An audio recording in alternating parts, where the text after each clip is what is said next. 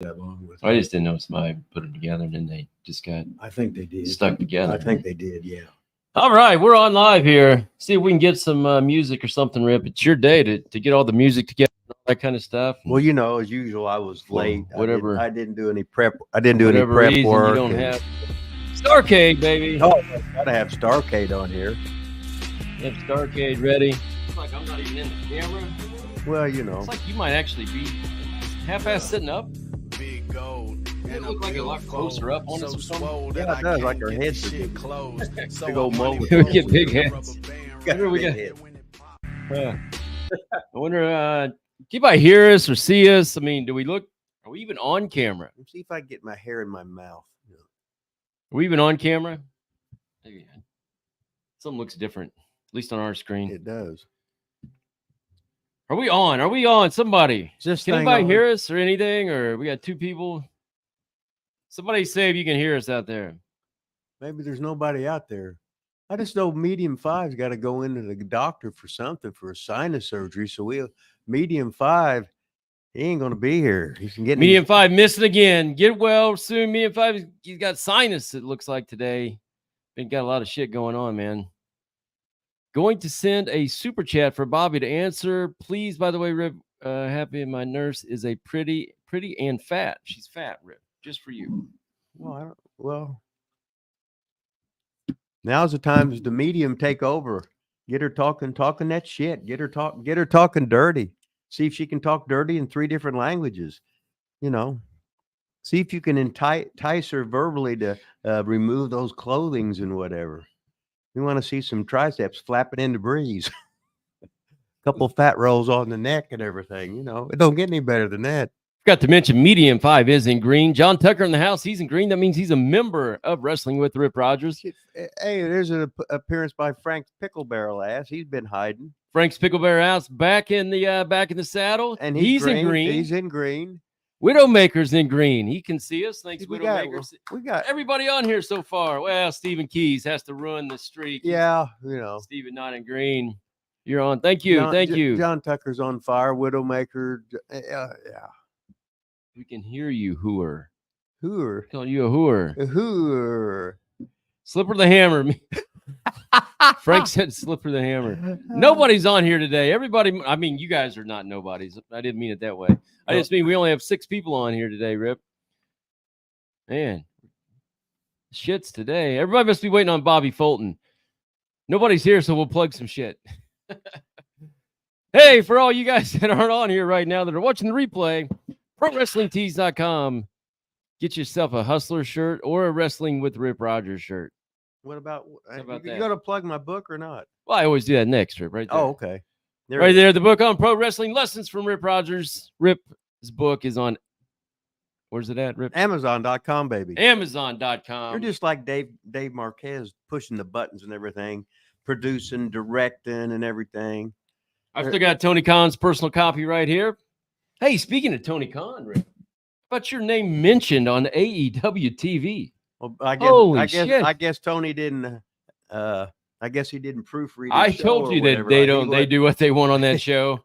Holy cow! Well, everybody else would go over with a fine tooth comb, and then all of a sudden Tony said, "Oh, what the hell?" Now is that who was that was Nigel McGuinness? Oh, that was it? And Ian. Come on, Rip. We got to get in this microphone now. Ian Riccaboni from Monster. Which one actually from said Monster it, though? Do you know? I thought it was. No, you look the other way. I move it this way. You look the other way. I just don't understand. I don't either. So what the hell, right? It was. So yeah, they said the Outrunners. They're going to be tough competition. They were trained by the Hustler Rip Rogers. That's right, and they got killed. and Turbo and Floyd are out and runners or whatever was supposed to be on here already signed for next week. Are they really? That's awesome. Turbo out and runners, Turbo and Floyd. Turbo got the big hip toss in with the big flex, the big spin. Oh, you got to get the spin in. Yeah, it was awesome. It was Shiloh was on the outside spinning on the outside, and I was watching his footwork, and he was almost falling off, and had to sort of hold on the rope. And when you're innovators, awesome. The innovators are violence, the innovators of spinning. I just saw another big Facebook post from one of those groups out there or whatever, all focused on the Outrunners and how great they are. And I mean, one of these days, Tony Khan, you're going to have to hire the Outrunners full time. I mean, you bring him in every week anyway. Why not just put him on the roster? Yeah, I got to get the monster in there. The Russian monster's he'd eat everybody up. Well, He would eat everybody. He would destroy them all. That's probably why they won't bring him in. Yeah. He'd step over the top rope. He would be too big and strong and talk Russian, tough be and jacked, different. Yeah, be way too different for. Well, in the wrestling business, if you're really any good and sort of a threat to somebody, they'll make all the ones you're a threat to will make sure you don't get a job because you might take their push and they've already seen the other guys acting. There'll be history. There'll be adios. There'll be hasta luego, baby. Hollywood Haley J was also in that episode of AEW Collision. She faced off with who was it? Sky Blue, maybe somebody. Did she get all of her shit in? She got a little bit in. Okay, she got some shit in. She got beat, but she got some shit in. As long as she was looking she looked hot. pretty good. Yeah. I wonder if they realized that they talked about her being ghetto and talked about her name and talking about her mother was a wrestler, talking about her adopted father, which nobody's allowed to say. They took off J, so I don't know if that was kind of like a trademark thing. Did they call her Hollywood? Hollywood Haley. Oh, that's awesome then. But not Hollywood Haley. Well, you can't J. have everything, Yeah, so I just wondered. What else we got here? We're spinning. That's not a good sign. We're spinning. It's just only a good sign if the Starcade, baby. All our music done by Starcade. This is the personal rap group of the Wrestling with the Rip Rogers show, Rip. And they're over with me because they employ a lot of mochas. Well, at least one. Well, that's enough. That's all you need. And if you haven't checked it out yet, we had I haven't even got the whole interview out, but we had Carrie Silken on. I'm still putting out clips. I just put this one out last night. This one right here. I sold coke to John Belushi. It's about a 12, 13-minute story about the old ROH owner being a coke dealer, selling drugs and when you to John Belushi, and when you get on with Wrestling with Rip Rogers or Ask Rip Rogers Live or whatever, when you got Vaughn Lilas on here instigating shit, writing shit, producing, directing, being husband of the year, father of the year, cousin of the year, guy of the year, not a he/she of the year, but the man of the year, and he's got his beard sort of dark. I'm going to do it right after this. And he's got the big party got the tonight. hat, but it's he's got it on straight. If he'd have it on backwards, he'd be a little bit over. But he's proud of being a San Diego Padre booster, I guess. That's right. Buckshot Kid in the house. Oh, as long as BSK's here, that's all that matters. Sky Blue has mega nice cheeks. That is right. That's pretty much what she's known for now. Look at John Tucker asking the $2 question. John Tucker, man. And he was talking about, guys, if guys is coming in and they got a big body, now they put the heat on everybody else, so they don't want them in there. They don't want anybody that can really wrestle. They don't want anybody that can talk. They don't want anybody that's really jacked and looks really good, because the ones that have been there since the inception of wrestling, or since Tony Khanism started invading the airways, all of a sudden they're going to cut your throat to make sure they keep a job. And you keep saying they. Who are you referring to? Are you referring to the EVPs, Tony Khan, like everybody on the roster? Okay, that's a good question. Like, who are you referring to? No. What I mean is, like, compare it to any sport. Like, if you're the left-handed reliever in the major leagues, they're not going to have another left-handed reliever. You're short. You're the short man, not stature-wise. You're the tall man. Yeah. But I mean, you're the closer. They're not going to bring in another left-handed closer. That's your job. So if they start looking at 3 other left-handed closers, you gotta poison them. You got to do something to make sure you're still in there, because somebody's out to take your job. So I was talking about in wrestling. Oh, we need so many people, so many Orientals, so many Germans, so many. I'm afraid to say anything because I think WWE does that. Like, they bring in. To me, AEW, everybody's the same. That's what's weird. They all are skinny little guys. Yeah, pretty much. So Wardlow looks like a giant. I think somebody said he looked big. I think he looks littler to me. I don't know why. I think he doesn't look as ripped now. Maybe he's just thicker, possibly. I don't know. Well, no matter what. He's still bigger than the rest. Yeah. But you know what's funny is, like, they Cornette always talks about how big Powerhouse Hobbs is.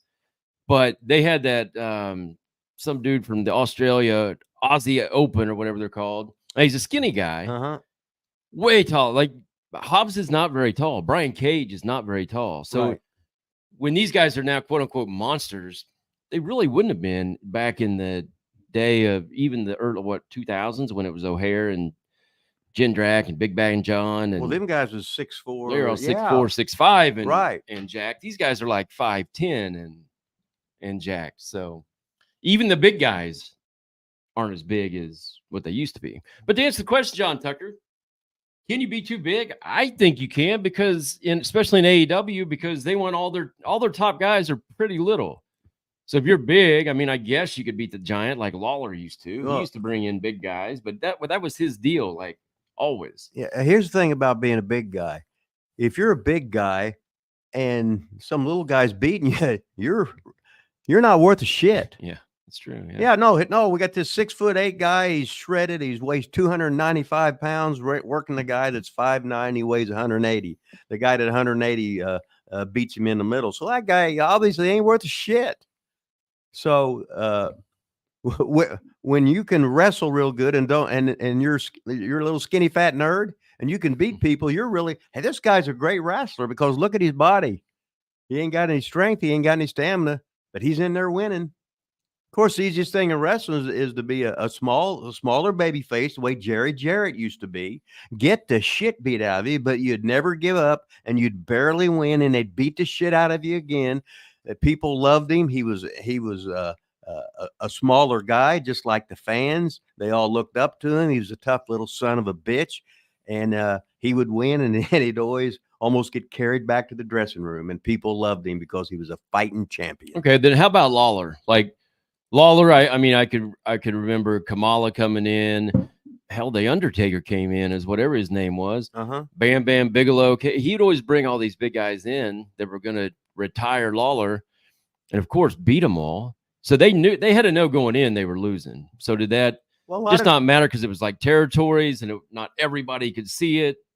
Yeah, because earlier you said right. like if a little guy beats a bigger guy. That's like if they'd bring Bam Bam Bigelow, and this is just a name, he might work a 3-week program with him. Like the first time there'd be a count out. The second time he might beat Lawler up and it's a stoppage for too much blood. And the third time the King would finally beat the big Giant. Yeah.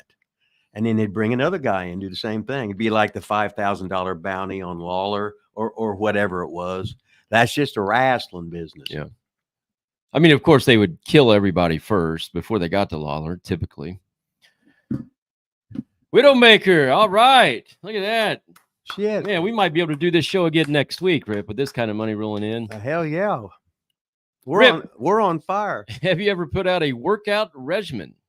No. You could be the next DDP Yoga. Well, I don't know any yoga. Well, he's just saying your own kind of workout. Yeah, well, DDP, he's a really great talker. And well, you could be a great talker, Rip. No, I'm Hill and Billy together. And then and if I'm start talking, you know me, you'll ask me a question, and all of a sudden I'll come back. I'll go out there and answer 3 other questions, and then I said, "What was that question you asked me?" Well, I think DDP Yoga probably has a script. Like I'm sure he's got a routine. Like it.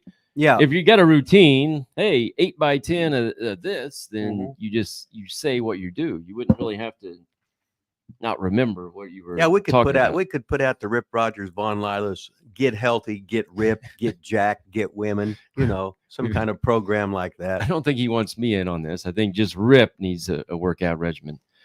What you need is a producer, Rip. You need somebody to produce. Yeah, I need a producer, an editor, father of the year, husband of the year. I don't think I got enough time to start doing your workout video. I think it would be cool, man. I think it'd be cool. Maybe Widowmaker wants to be your workout guy. Yeah, we could do that. We could make him Mr. Universe or something like that. Well, I think you're doing it to you. Oh, or at least you're DDP. So okay. Yeah, I guess you would make other people that way, but you would have to come up with the workout plan. Yeah, well, I got a million of them. Do you? Well, all right. See, Widowmaker, you might be on to something. Now, man. If you know anything about lifting, I did almost every kind of different split there was: chest and back, shoulders and arms, push, pull, everything, every body part twice in 9 days. And then, but I started doing every body part every day for probably 45 years and have done that. just train light to get the endorphins going.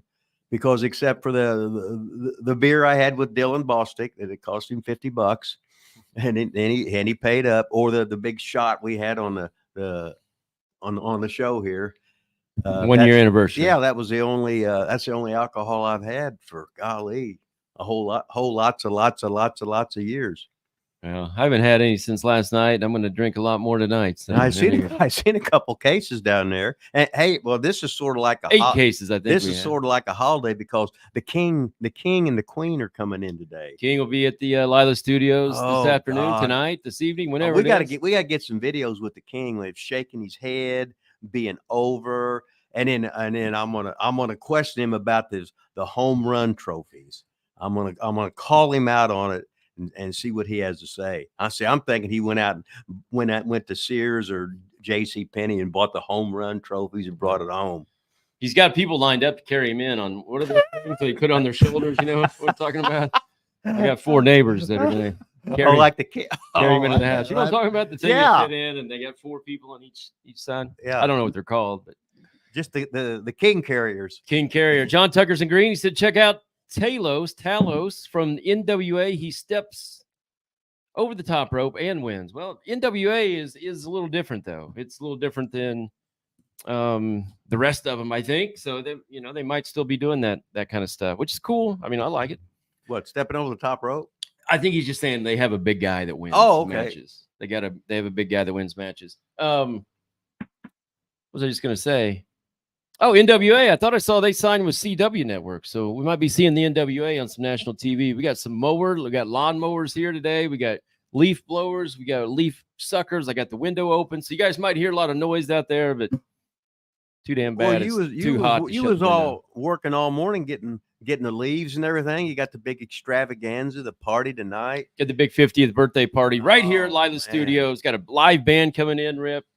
We got beer. We got Is Elvis coming in? We got liquor. Elvis might be here. John Lennon. Look at that. We got a notification here, Rip. Says Frank's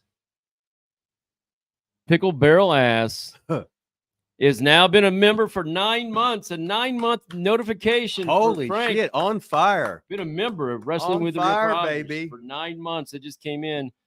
Oh, there we go. How about a Rip 12-month calendar nude? What do you think about that, Rip? Right there it is. It's got a big and green right there. Who wants? They want to see it would be you nude, a 12-month calendar of you nude. He wants. Well, I'd have to put old pictures in there. That'd be like having a nudie calendar with Donald Trump now with the gimmick hair, and I could do that. Donald Trump and you don't have the same body or the same worm. It wouldn't be the same. Trump's got the big hammer. Okay, well then, perfect. He definitely don't have one like me. I got a good attitude, though. Yeah, I am going to have to shut this window. I think we're just going to sweat to death. Rip, have you ever hung out with Michael P.S. Hayes? Give him a Michael P.S. Hayes story, Rip. I met Michael Hayes working for the inimitable Nick Goulas in 1977. Him and Terry Gordy come in, and then he was good. He was from the Pensacola area, and he always loved his wrestling. He's done real good in this business, and as a baby face, he couldn't do any wrestling at all. As a heel, he was horrible on wrestling, but that son of a bitch he knew how to make you. He was a character, which is what this business needs. If he was a good guy, you loved that son of a bitch, and if he was a bad guy, you hated that motherfucker. He was the heatinest guy I'd ever seen in his life. And what's so funny, he was always worked at the NWA territories. And then all of a sudden he jumped off and got that job with WWE. And he's been one of the most successful producers or whatever you want to call it. But he's been there for years and years and years. He's still a wrestling fan. He still loves his wrestling. And as a matter of fact, when I met him in Nashville, he was the guy when I was wanting to leave Nick Goulas. He gave me the number to call Frankie Kane, the great Mephisto, and George and Gil Calkin in Mississippi.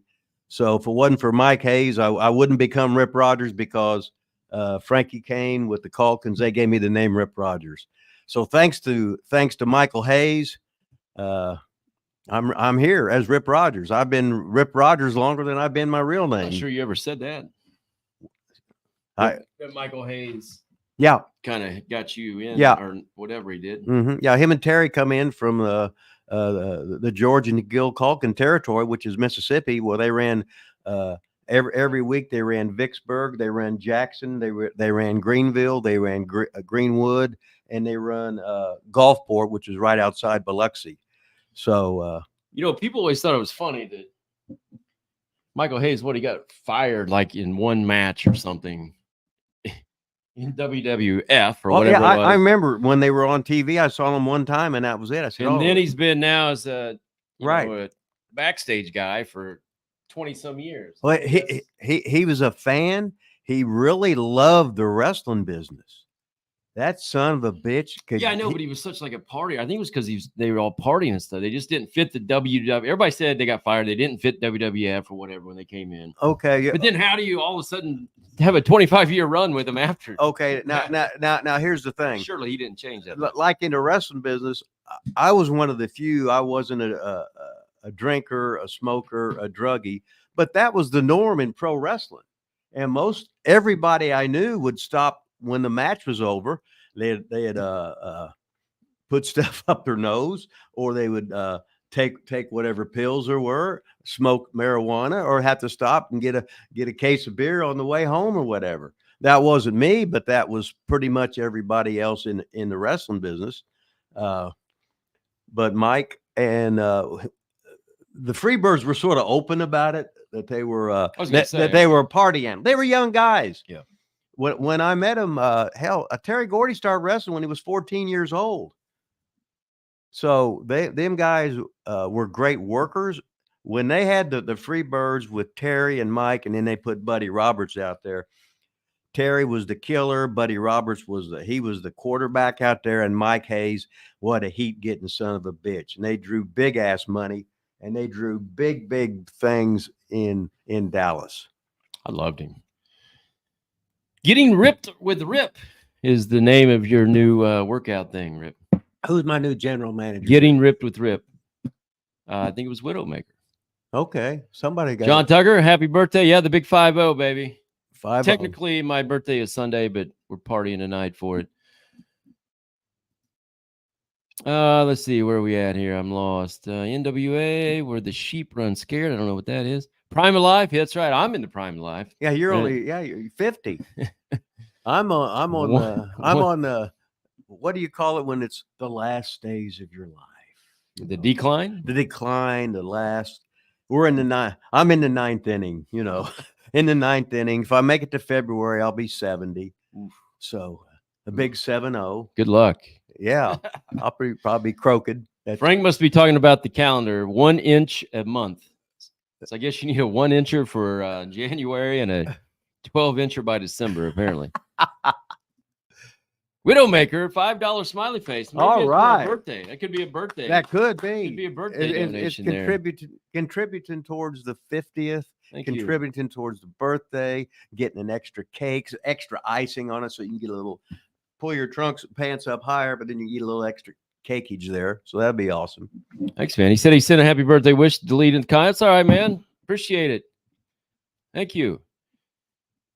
We got a Ron Ben. I always say it wrong. I think Shlomo in the house. No missiles alarms in Israel today, and it is good to see Von Line. Oh, great. Welcome. It don't get any better than that. No missiles, and he gets to see Von Linus and Rip Rogers. That's right. I'd say the first one's much better than the than the second one. I would too. Well, I'm glad everything's all right there today. Hope everything has been well for you there, of course. I wanted to plug this too. I don't think I plugged it. Today at 1 o'clock, I'm sure everybody knows. Today at 1 o'clock today, Bobby Fulton. Bobby Fulton in the house. One of the Fantastics. One of the Fantastics. Look at that. I just happen to have a Fantastics picture. Just happened to have one right there. That's pretty good for us. Hey, it's been like this for like 3 weeks now. I've had stuff ready. Well, yeah, you're on a roll. Bobby Fulton at 1 o'clock. So make sure you stick around or join us or invite others to come in and ask Bobby some questions, because I did zero prep today, and And I you mean, know, I always and do Rip- zero prep. Rip never asks a question. So All I got to do is ask me a question. Oh, yeah, I was there. I did this or that. Or I could say I heard one or the other, right? or I'm talking about asking our guest a question. Oh, okay. That's what I'm talking about. Like we have guests on, we're the host, so we're supposed to ask them questions. Oh, you are. You know, you are. Somebody put a comment on there that was Haley J said, "Tell the boring guy to quit talking. We want to hear a Rip interviewer." I was like, you did actually ask her some questions. So it's like Rip usually never asks any questions. I have to say something. Shit. Anyway, it's time for the King segment, Rip. See what we got today from the King. Von Villigan writes articles for Pro Wrestling Magazine. That's just another hat that the King wore. Carl Von Dilligan to Seymour, a regular writer for the Wrestling News, a magazine that covers pro wrestling. This is when he did the current issue. The Wrestling News contains a feature on Ox Baker, written by Von Lilas's dad. How about that? Do you remember when he did that? Oh, there's you, Rogers, the former Mark Shirer, graduate of Seymour High School. 1972, baby. Oh, Von Dilligan wrote a feature article on Hustler Rip Rogers that was in a recent issue. Yeah. The King, man, the pro wrestling. He did some stuff. Well, he was a king. What do you expect? Yeah. Oh, yeah, that's only one. We do 2 a week. So not only was he a writer, a big-time writer for pro wrestling magazines, he was also a softball manager for Ray Real. There's Ray Real. Is it really? Yes. Oh, it is right there. Ray Real. Wow. I thought that was is that a woman? No, that's Ray Real. Oh, it looks That's like a guy. You talk about cussing. He had some of the gravest verbiage, make up words, talking this and that. He was at Geyser Park, whether it would be the Industrial League, the whatever the leagues there were. He was there. He'd be raising hell, and if you was umpiring, he'd bitch. He'd be just like your dad on the mound. He'd be throwing your dad throw that one in there, and he'd just shake his head if you called it. So in your dad's mind, every pitch that he threw was a strike, no matter what. And then when he was batting, if you called a strike on it, he'd just turn around and look at you and shake his head again. So I was trying to get a petition to say no shaking your head at all allowed in the Seymour softball league. Yeah, but it didn't work. Didn't work. So he was the manager, Rip. He was the manager of Village Green. I didn't know they had managers. Actually, I kind of did. Wasn't it the Hustlers that always had like a manager? Squeak McCain. Oh, and then my mom's team always had a Doc Darlidge was always Darlidge, like a manager. Right. Can't believe they had softball managers. Oh, in yeah. Seymour. That's wild. We were on the Truckers, and Ed Pruitt on the Truckers thing, and he kept scoring the scoreboard. With the the scorebook. Yeah, scorebook. Yeah. See, I'm so far out of the. But I remember the first inning would always be Ted Minor, Shade, Smith, Cooper. That was the first 5 of the game. So he'd always yell that out. All the top stars, baby. Let's see. EBS says hello. No, we already did that. I sent you a birthday. Okay, we got that. Oh, look at that, Frank, baby. Frank comes through. All right, the guy with all daughters myself. Happy birthday, Chopper. Thank you, Frank. It don't get any better than that. My kids aren't even invited to my birthday party. They have to stay in the basement tonight. Well, you're going to be out there half drunk. So little Lila said, I can't wait till my next birthday. I'm not inviting you. Well, that'll be great. She'll have a party with no cake, no food, right. No nothing, unless she invites her dad. Yeah. EBS, my life said my name almost perfectly. All right, cool. All right. I'll just EBS, baby. I'll go EBS. It don't get any better than that. Holy shit. Look who's here, Rip. With the super chat. Haven't seen SM White for it's right here, Rip. Up here. Right there. Okay. Right. When I click it comes up. I here. gotta adjust my glasses, SM White has been missing in action. Oh, the Houston County farm. Hey, Houston County. Put farm over SM White real quick. SM White hadn't been here for. We'll get to the question. We're clapping for SM White right now. Okay. SM White. Okay. Where you been, SM White? You've been missing in action, man. Oh, he's probably had a couple girls on the side, or maybe a couple guys. What the hell, right? Party like it's 1984 at the Houston County Farm Center. Holy! I don't know what that means. No, that's Dothan, Alabama, baby. Oh yeah. Every Saturday night, Dothan TV at the TV studio with Charlie Platt and Rick Stewart. Then you go to the motel and do whatever. That's where Robert Fuller, where there'd be a line of girls outside of his, and then knock on the door, said Robert be yelling, next. Robert Fuller was a legend, baby. SM White II, welcome back. Thanks for the super chat there. It's awesome. Buckshot Kid said, Rip, what part of your body was the hardest to work out so you can be satisfied on how you look? Whatever that means. Oh, no, what I did was I was a fat kid. So, and then I didn't, my legs was just normal. So I became obsessed doing free squats and lunges and doing my stomach every day. I did 2,000 knee pull-ins every day minimum. And that took an hour straight. So, but anyway, I took the shittiest body parts I had and made them my strengths. I don't know if they were shitty, but you did a lot on calves. I remember you were. Well, I did 20 minutes of calf raises every day of my life for how many years? That was the first thing I did. First, I do stretching, then I would do calves. So just so you guys know, Seymour, Indiana, Crossroads Gym. When I was like in high school, and I think again in college, Rip would work out there every day. So I would see him. He was in there like 8 hours a day, literally. And he would have a note card, and he would be doing like crunches, and he would do 100 and slash, and put a tally mark. Right. Do another 100 tally slash. mark. Yeah. Until you get 5 tally mark, though, do the cross. So his whole note card was nothing but sets of 100 on like every body part.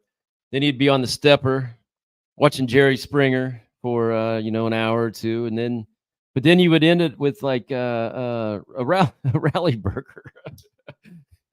Or maybe in the middle sometimes. Well, I wasn't training. I wasn't training for the Olympia, and God, thinking about those rally burgers. Holy, you're like, I'm in here 8 hours a day. I can eat whatever I want. That's right. Excuse me. Rip is giving me Andy Warhol vibes again. SM White said, been working overtime. I'll do better. Hey, it's all right. We just miss you. You got to have a vision, baby. You got to work. We're gonna go some recent news here, Rip. Okay. I don't know if you know any of it or not, but Arn Anderson supposedly has not re-signed with AEW. It looks like Arn Anderson is gone. I think it said his son was maybe gone too. I'm just speculating, but maybe they got rid of the son, so he left. He never really made much of an impact. Arn's a good hand. He's very smart in the wrestling business, and I wouldn't. It wouldn't surprise me to see him going back to WWE as a whatever they do there, backstage guy. I can't remember. Did they fire him the first time, or did he just leave there for AEW? I can't remember, but I think he went to AEW because he was going to get his kid in there at AEW. He did, but I don't. But then I think he was there, but I don't even know if they even used him or whatever. He was rotten. So, well. Okay, rotten. we all were when we started. I know, but you don't start on national TV. I mean, you get your start on a national TV show. I mean, that's sure. A lot of guys. I remember when the Road Warriors started. You couldn't got any more rotten than them. This guy didn't look like the Road No, Warriors. but what I was saying though, but the first time I'm going, God, these guys. I said, my God, that's real. That's real. That's real. Oh, yeah. That's real. I said, the road, that's just real. They better not put me in there with them. I said, I'm going to turn WTBS on to see the Road Warriors with Precious Paul because that son of a bitch is real. I think we talked about it last night. Sting made his big announcement, his retirement tour coming up. Hey, I got this footage I saw here. Here's the from a fan cam, so it's not the hard camera of the show. Okay. Is my retirement. Revolution 2024 is. Maybe we do, maybe we don't. For sure.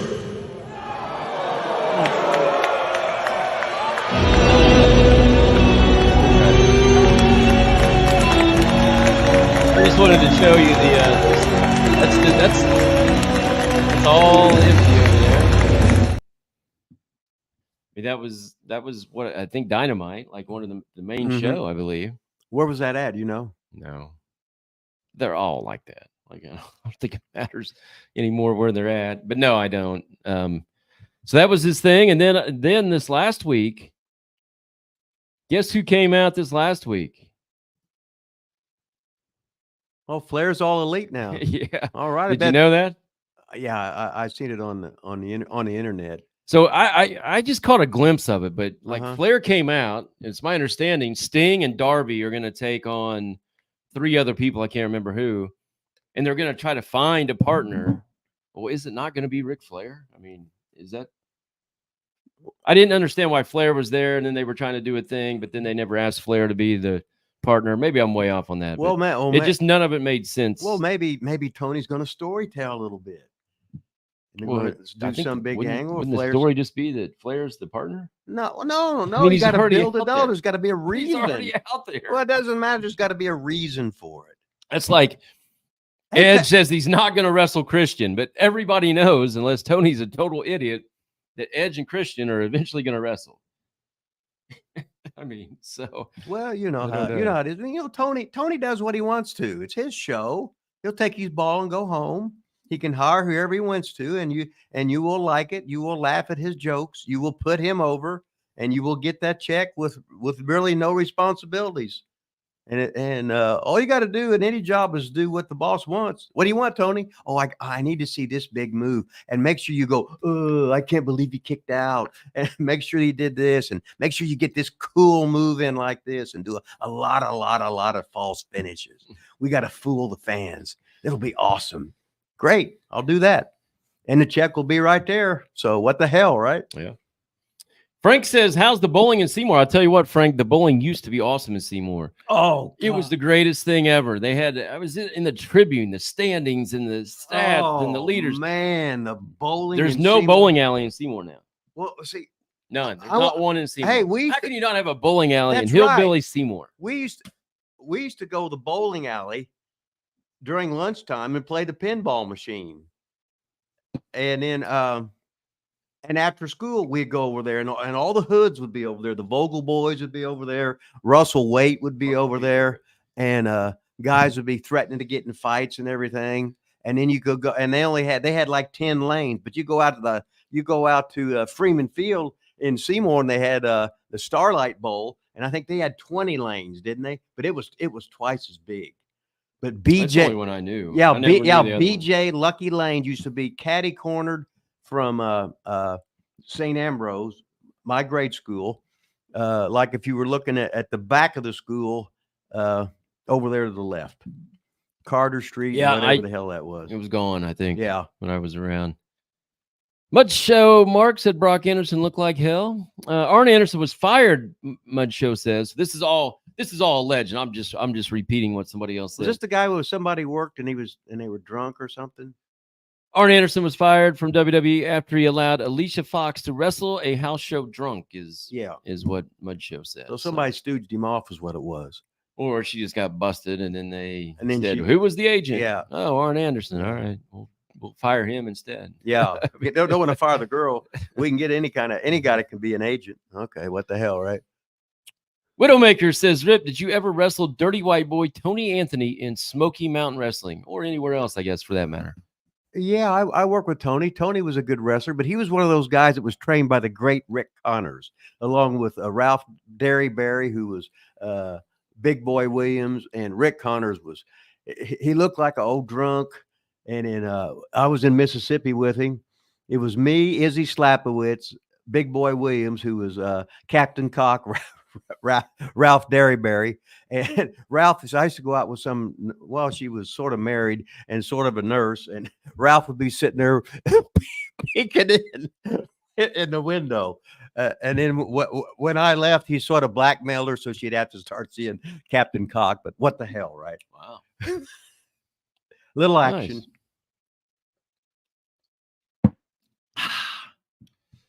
Metro said in Philadelphia, both sides were filled for Dynamite. 7,000 to 8,000 tickets sold of 10K. When was that? I haven't seen that kind of house at AEW for a long time, but could be wrong. Reason in AEW, Rip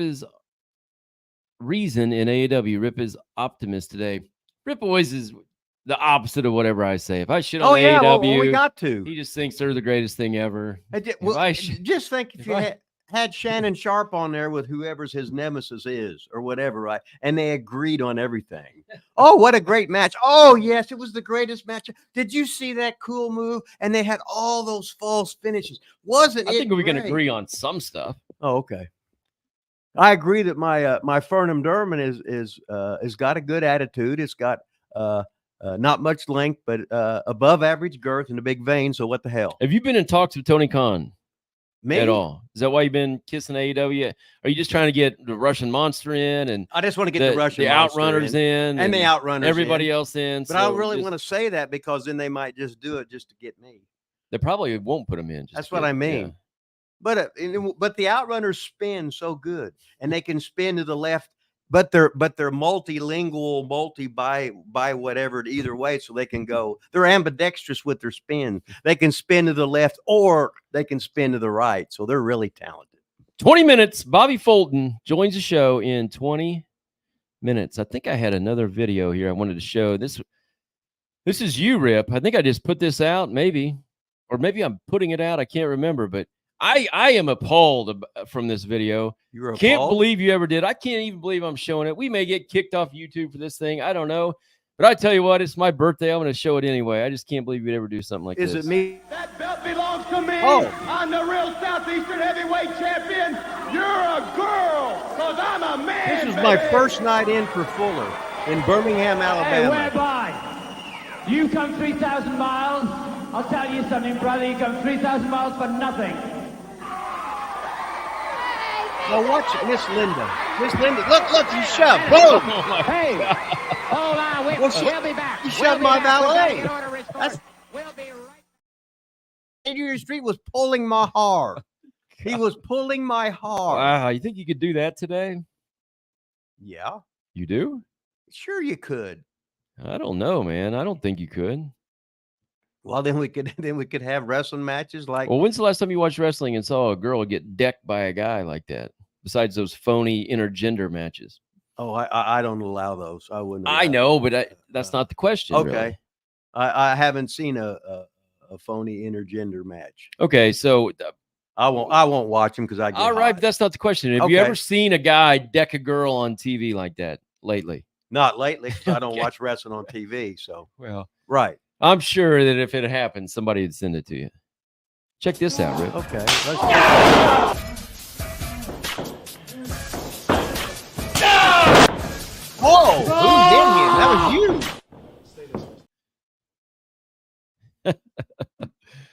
You couldn't do that to him now, I sure could. What do Oh, you mean I no. couldn't? Why? huh? Why couldn't I? No, he's in super spectacular shape now, Shit. making all that money, baby. I've Shit, chopped. You'd be chopping the shit out of him. I know. Just Stephen Key said softball and bowling in a sad state these days. Oh man, that was growing up. I was at Geyser Park every day in the summer. As soon as you was out of school, but it was awesome. They had softball there every night. You could play pickup basketball there, the full court, but you'd have the two half courts going. But God, that was just shit. The parks where you'd sneak your beer in there if you were the hoods. You'd have the firecrackers. There'd be bullying going. You know, guys are being freshmen. They get depantsed and everything. You'd be playing ball down at the park. And all the girls come down to act like they weren't watching you. You had the rolled up sock down your pants when you're playing softball to give it the illusion of length. So it But didn't get any better than that. Michael Hayes, they say now, is no way. We got controversy. See? Oh, what? That's why I said everything was a legend. Okay. Daniel Price says Michael Hayes was the one to let Alicia Fox do it drunk. And then and he said, no, Michael Hayes was laying the pipe at Alicia Fox's house while Arn drank beer. Yeah, I don't know. That's why I say a legend. None of it was from me. So wait a minute. He was hitting Alicia Fox. I don't know. All right. Wish he'd have tagged me in. Frank with the $2 donation today because he thinks Ben Hameen is an OVW legend. Maybe he's got the wrong show. Maybe he thinks he's on the Ben Hameen show today. Well, you know, It's right there, Rip. It's right there. When I click on it, it's right there. I know, but hey, Frank's over. Of He course knows he is. He just knows gave us he's $2. over. Yeah. He could talk shit, and then if Frank says Ben Hameen's an OVW legend, and he's an OVW. Well, hell legend. yeah. I didn't say he was wrong. Because I just said he might be on the wrong show. no, he knows what's going on. He knows we're cross angling and everything. Medium 5 got an update from him. He said, Drum roll. The receptionist has great tits, he said. All right, that's always a plus. Who's got questions for Rip? We got 16 minutes, 15 minutes before Bobby Fulton comes on, and I got nothing to talk about today. Well, I hope Bobby shows up on time. If not, I'll just have to carry your ass like I usually do. I just think we could have you. You could out here. repeat one of the stories you always tell. Yeah, Is that what you're saying? Yeah, we could take your hat off. You could, and then we could dye your beard, and then we could we'll do like the bushwhackers would do, and we'll take the razor blade and cutting you off again because the Widowmaker. He is right. He is spot on, baby. What Von Lilas is an amazing producer. I love watching him trying to herd the cats that are Rip Rogers. That's right. Hey, what happened? That's the best comment I've ever seen in my life. Von Lilas is an amazing producer. I love watching him trying to herd the cats that are herd the cats. You ever heard that? Like no. It's like herding cats. It's like impossible to do. Like bringing me in when I go off on a tangent. Just having you on the show, he's saying, is just an impossible feat in itself. Well, yeah, I agree with that wholeheartedly. Thank you, Widowmaker. Man, I hope you don't go broke today, man, because you really. Yeah, Dana White slapped his old lady on TV. He slapped the girl. It wasn't on TV. Somebody recorded it. Oh, okay. Secretively. Oh. Out in public. They got in a fight. Oh. It wasn't like, hey, we're on TV. Well, she probably disrespected her man. Here's Dana White. No, I'm not talking about that. Big shot. He's jacked now, looking good, talking shit. And here's some woman just disrespecting her man. No, she needs to be put in her place. That's all there is to it. Don't disrespect your man. New topic. Okay, new topic. What show says you diamond? Okay. Yeah, I get it, man. I believe you. I don't not believe you. I just was wondering when it was. Was it recent or was this like 2 years ago or something? That's all I was asking. We got that already. I'd bang Fox. Well, sure. Well, get in line. Oh, my wife's not. Hold on. Maybe my wife's watching. She's home today. Okay. I mean, I wouldn't do that. Yeah, are you kidding me? Well, I'll do it twice for both of us. I got to have some mocha. SM White back in the house, putting little herding cat emojis. I think. No, them or was dog dogs or something. Yeah, them was dogs. Them wasn't cats. Something I don't know. All right, what else we got? Somebody asked a question. This is a shit show today. What else I got? Are you kidding me? We're on fire, baby. Yeah, we talking shit, doing this, doing that. This is your birthday. It's the greatest day.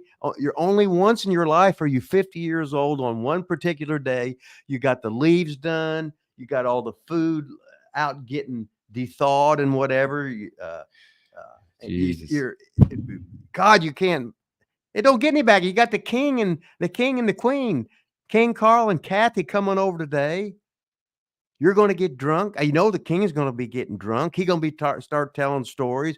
We're going to get into arguments about him umpiring and him pitching and throwing illegal pitches and buying bogus trophies that he was the home run. You're back to rambling about the same thing you already rambled about. That's all. I got to make a point. If you have not done, go watch this one right here. If you've not done it, a lot of you actually have watched it and chimed in on it and made comments about it. Go watch this segment we put out. Kerry Silkin's one of the coolest guys. Yeah, he was funny.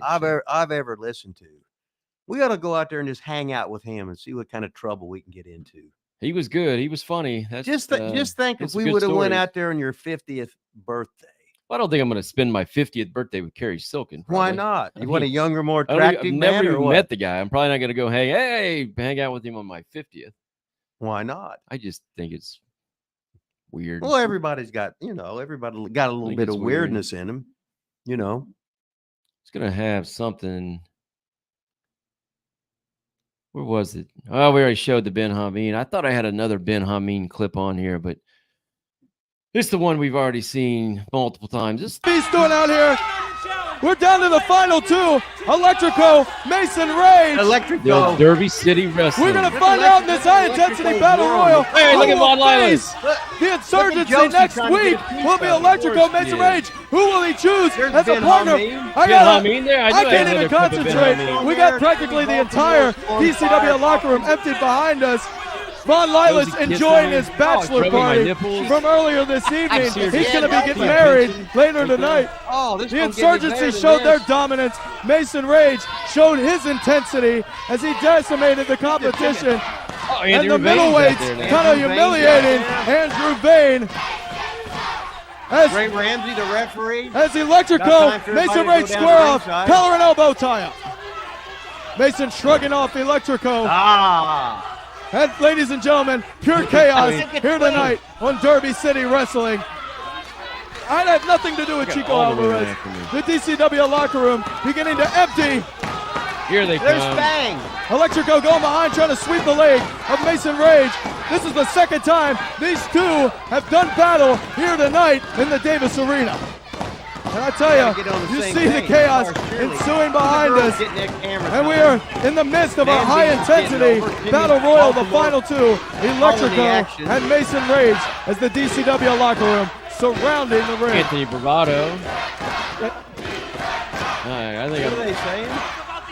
you tapped Ladies out. and You gentlemen. tapped I out. think they were saying you suck, whatever. Rhymed with Mason up. Rage being totally he's tapped out. There's The roll up, This two. could be it. 1, 2. Almost a near fall on Mason Rage by Electrico. I don't think I'm in it anymore.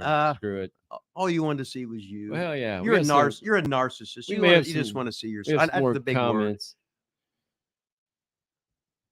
Did you see that UFC is partying with Bud Light after all the Dylan? Yeah, I did see that. Interesting. Yeah, it blew over. But who in their right mind would have used that? God. Hey, To begin, no, I ain't not. I would have had a commercial like that to begin with. You're just asking for trouble thou shalt not blaspheme against the Blues. I don't think it's blaspheme. I think against just who's? the Blues Brothers, Belushi. It was just a story that he sold coke to him. It Yeah, was a good story. yeah. Wish it was there. Hey, Rip, what do you think is better, free weights or calisthenics? I like them both. I don't think either one because every day I was doing free squats, no weight, lunges, no weight, knee pull-ins, no weight. You can do push-ups between chairs, wall push-ups, isometrics. You can have a great workout without having equipment. Rip, how was business after Southeastern changed to Continental? Any big changes? Oh yeah, with they became houses? They became bigger. Oh, they did? Oh yeah, because you had a bunch more TV markets. So you were going up an hour north of Knoxville. You're going hour all the way up there to going all the way down to the Gulf Coast and all the places in between. So it made the territory more lucrative. You had a little bit more traveling to do, but then there was more women to do whatever with. So what the hell, right? Did they change the roster when that happened, or was it the same? No, same roster, pretty much. Let's see, Yvonne. Now that you're 50, you're going to have special sex for your birthday. Maybe. I just got back from Mexico, so we went on a trip to Mexico with no kids. So my special sex for I saw that you had a the- splint on your thing down there. He had a splint about that big, and it was just sticking down his leg. I said, "What happened to you?" He said, "Oh, overuse." Well, I didn't know if he was giving himself a J. Arthur, a wank, or if I seen the missus. She was sort of limping. Frank said Bolin looks like two people with one head. Two people with one head. Well, I'm so surprised Kenny's still around. You know, he was so heavy. They don't have fat old people. I mean, but you're not supposed to say fat. Well, you can say fat. Okay, you can say fat, but let's just say that he's lived a unhealthy lifestyle for how many years of basically eating too much with no exercise. But then again, Kenny could just rib everybody and live to be 102. So what the hell? Probably will. Mhm. What impact, if any, will UFC have on WWE, especially since Vince has made this is stepping away? Do you see any crossover? I think you've already said you think there will be crossover. It's going to be. I said I don't think there will be crossover. So of I course think I'd we be are against each other. on Yeah, that one. I think there's going to be a whole lot of crossover. There's going to be a wrestling match, but then they're going to have some let's just say it was a UFC champion of this weight and this weight class, but they're going to have a wrestling match with different rules. And it'll be like an exhibition and whatever. So they might get 10,000 extra buys on the pay-per-view by just having two UFC guys on there, and vice versa. I disagree. I don't think it's going to happen, and I wouldn't even want to watch a pay-per-view with two UFC guys trying to do fake wrestling. Well, 'cause okay. I think it always looks like shit. When you say that, I completely agree with you. But I don't think that's what's going to fuck. I don't think that's what's going to happen because you got people, the UFC people think they know about wrestling. They don't know fuck all about goddamn wrestling. Rip, do you know anything about this? Admit one, TV5 Studio Wrestling. This was one of your old 5 photos. Uh-huh. And I didn't have time to get you new ones. This is it. WMC TV Studios, Channel 5 Memphis. Was this Lawler in that group or who? Oh, Yeah. It says Jared Welch down there. Yeah. Yeah, that was just Jerry Jarrett's But is this what I watched on Saturday mornings? Right. Uh-huh. I didn't know Welch was Jared Welch. Well, it was Nick Goulas, Roy Welch was what it was. And then Jarrett broke away, and then it became Jarrett Welch. Yeah. What happened? Nick Goulas wanted to push his son, George Goulas. And Jerry Jarrett said, no, I ain't going to have George Goulas on the cards. He's definitely not going to be a main event, a semi-main event, or anything. He didn't want anything to do with him because all of a sudden it hurt the product. And Nick, being the father that he was, gave his kid a job all those years. And George Goulas was always nice to me. But as a pro, it'd be like me throwing me out for the Yankees because my dad owned the team or something. But I had to be on the team and I had to play, and I wouldn't be worth a shit. And that's what George was. Well, he had no business being a pro wrestler. He was rotten. Oh, let's see. Just make sure to grab the ice hot. Yeah, man. Even after Ronda Rousey didn't move the needle when she came over. I don't know. Did she not? The first time she sure as hell did. I thought she did on that page. Now, all right. I'll take my comment back a little bit. I think Rousey was a different thing. She was at the time. Well, I think she had just got beat actually. Yeah, she did. But before that, she was killing everybody. Right. And I think she had the star power that I wouldn't mind watching. I just don't know anybody in UFC right now. I don't either. I couldn't name. Yeah. I don't think I don't either. Name. So there's nobody I would want to watch. All the old guys, I said, oh yeah, I know who they are, but it's like any sport, the ones you used to watch, and then they're not on anymore because it's a continual flow of new guys. Now, I think her welcome wore off or whatever. They had to turn her heel because she just was done at a babyface. But in the beginning, yeah, I thought she was awesome. And then, after a while, I was like, I don't even think she wanted to be there. But she made that big ass money for just a little bit of work. So it's better than working at Burger King. So what the hell? Buckshot Kid said, Rip, did you get an allergic reaction to the makeup you use? Maybe it's my lighting. I try to do some shit with lights today. Probably the lighting. I don't have any makeup, but I got some zits though. Can you imagine having zits at age 69? What are you getting zits for, Rip? I don't know. Probably. You got the lights going today? Well, you're the producer. You're the director. Yeah, oh, yeah. Shit. You're looking good now. Boy, you're looking, well, you're sort of good, even though you're 50, you're older. Can't see as much gray in your beard. Bobby Fulton should be on any time now. Hopefully he got the link and knows what he's doing. Well, it's not even 1 o'clock yet, so I think I told 2 him. minutes still. I think I told him to call at 1, something like that. Well, you don't call. You always say call. You always tell people to call. Nobody ever actually. Well, you know calls. what I mean. Nobody ever. And you also always say we're on what? Zoom, and we're not on Zoom. It? It's StreamYard. I tried to tell you that every time. Streaming Yard, yeah. You always tell everybody, "Hey, do you know how to use Zoom?" And we don't even use Zoom. Well, maybe that's why he ain't calling, because he's trying to do a Zoom. He's trying to do it. You want people to call in through Zoom, like Skype. Well, hell, I don't know. What the hell, Skype? So we do StreamYard. Oh, let's do StreamYard. Okay, it's live. Hey, how do you know when you're writing stuff it'll say live, like Rip Rogers live, or it could be Ask Rip Rogers live? It's like, is he alive? Is he living? Is it live or live? Which one is it? You don't know. It's like 2 is T-O, T-W-O, and T-O-O. Oh, you could be like et tu brute. And what the hell? God, it looks like Bobby Fulton's getting ready to save us here, because you think so? This thing has just went to the shitter. I was going to say real quick, but it's been about 20 minutes really of this thing going in the shitter. Is that Bobby there in the corner? Yes. Okay, I can't see that far, but he's got the red shirt on like me. There's Bobby. How are you? There's Bobby Fulton, the living legend. I want to hear some stories about the Fantastics. You working for Dale Mann, territory Uh-huh. stories, how you were over, and then I'll send you I'll tell you a story that has never been revealed on this show before. Oh, You that I don't believe Wonderful. that for 1 second. no, Welcome to the show, Bobby. Thanks for coming Thank on. you. Thank you for having me. Here's- Thank you for there's a asking me. hand. Yeah, there's Bobby Fulton, and Bobby, I want you to plug all your anything you want to plug about the Chili Coffee shows, all the great extravagances you have. Yeah. Bobby had he has the greatest independent promotion shows I ever seen in my life. Just excuse me, fucking unbelievable. Thank you, Rip. Fucking unbelievable. How do you do it? How do in today's Thanks. age? How do you do it and keep the people coming back? Well, I'll tell you honestly, I take a little bit of me from what I know from the past and my son Dylan, what he knows of today, and it makes for a good product. We're the fantastic Simon Rogers and I, or my brother and I, were a team. Dylan and I are a team, and like Rip said, we're glad Rip can come and people can come, and we give them wrestling as it should be, wrestling the way the fans really like it.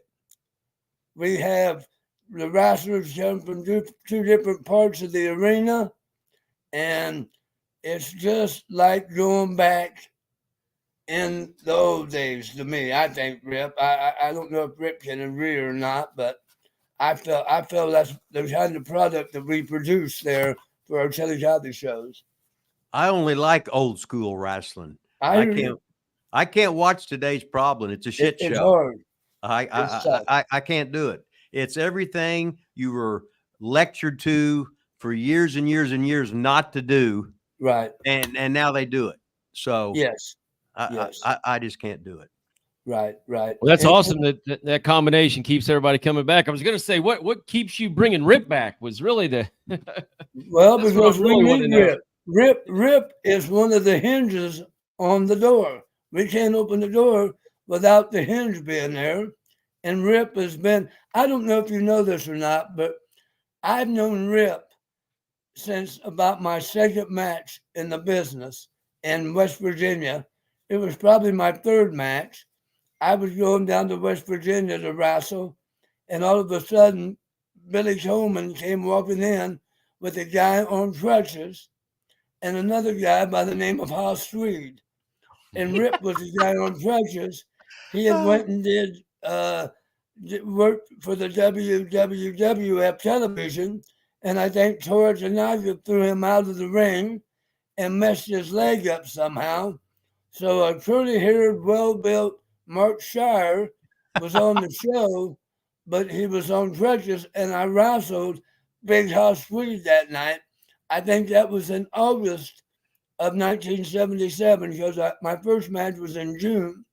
July, and I think August is when I first met Mark Shire. I think that's how you say your name, Rip. That's right, yeah. God, that's wild. So I'm from Seymour, where Rip's from, and Hoss Tweed was from Seymour, right? He was, which one was he was Hoss or Boss Tweed, one of the, yeah. Well, he said Hoss. It was Hoss. Okay. It was Hoss. Okay, it was Hoss. Do you remember who was who, though? Yeah, Ed was Hoss, and then Chuck Nobbett was Boss. So they were both.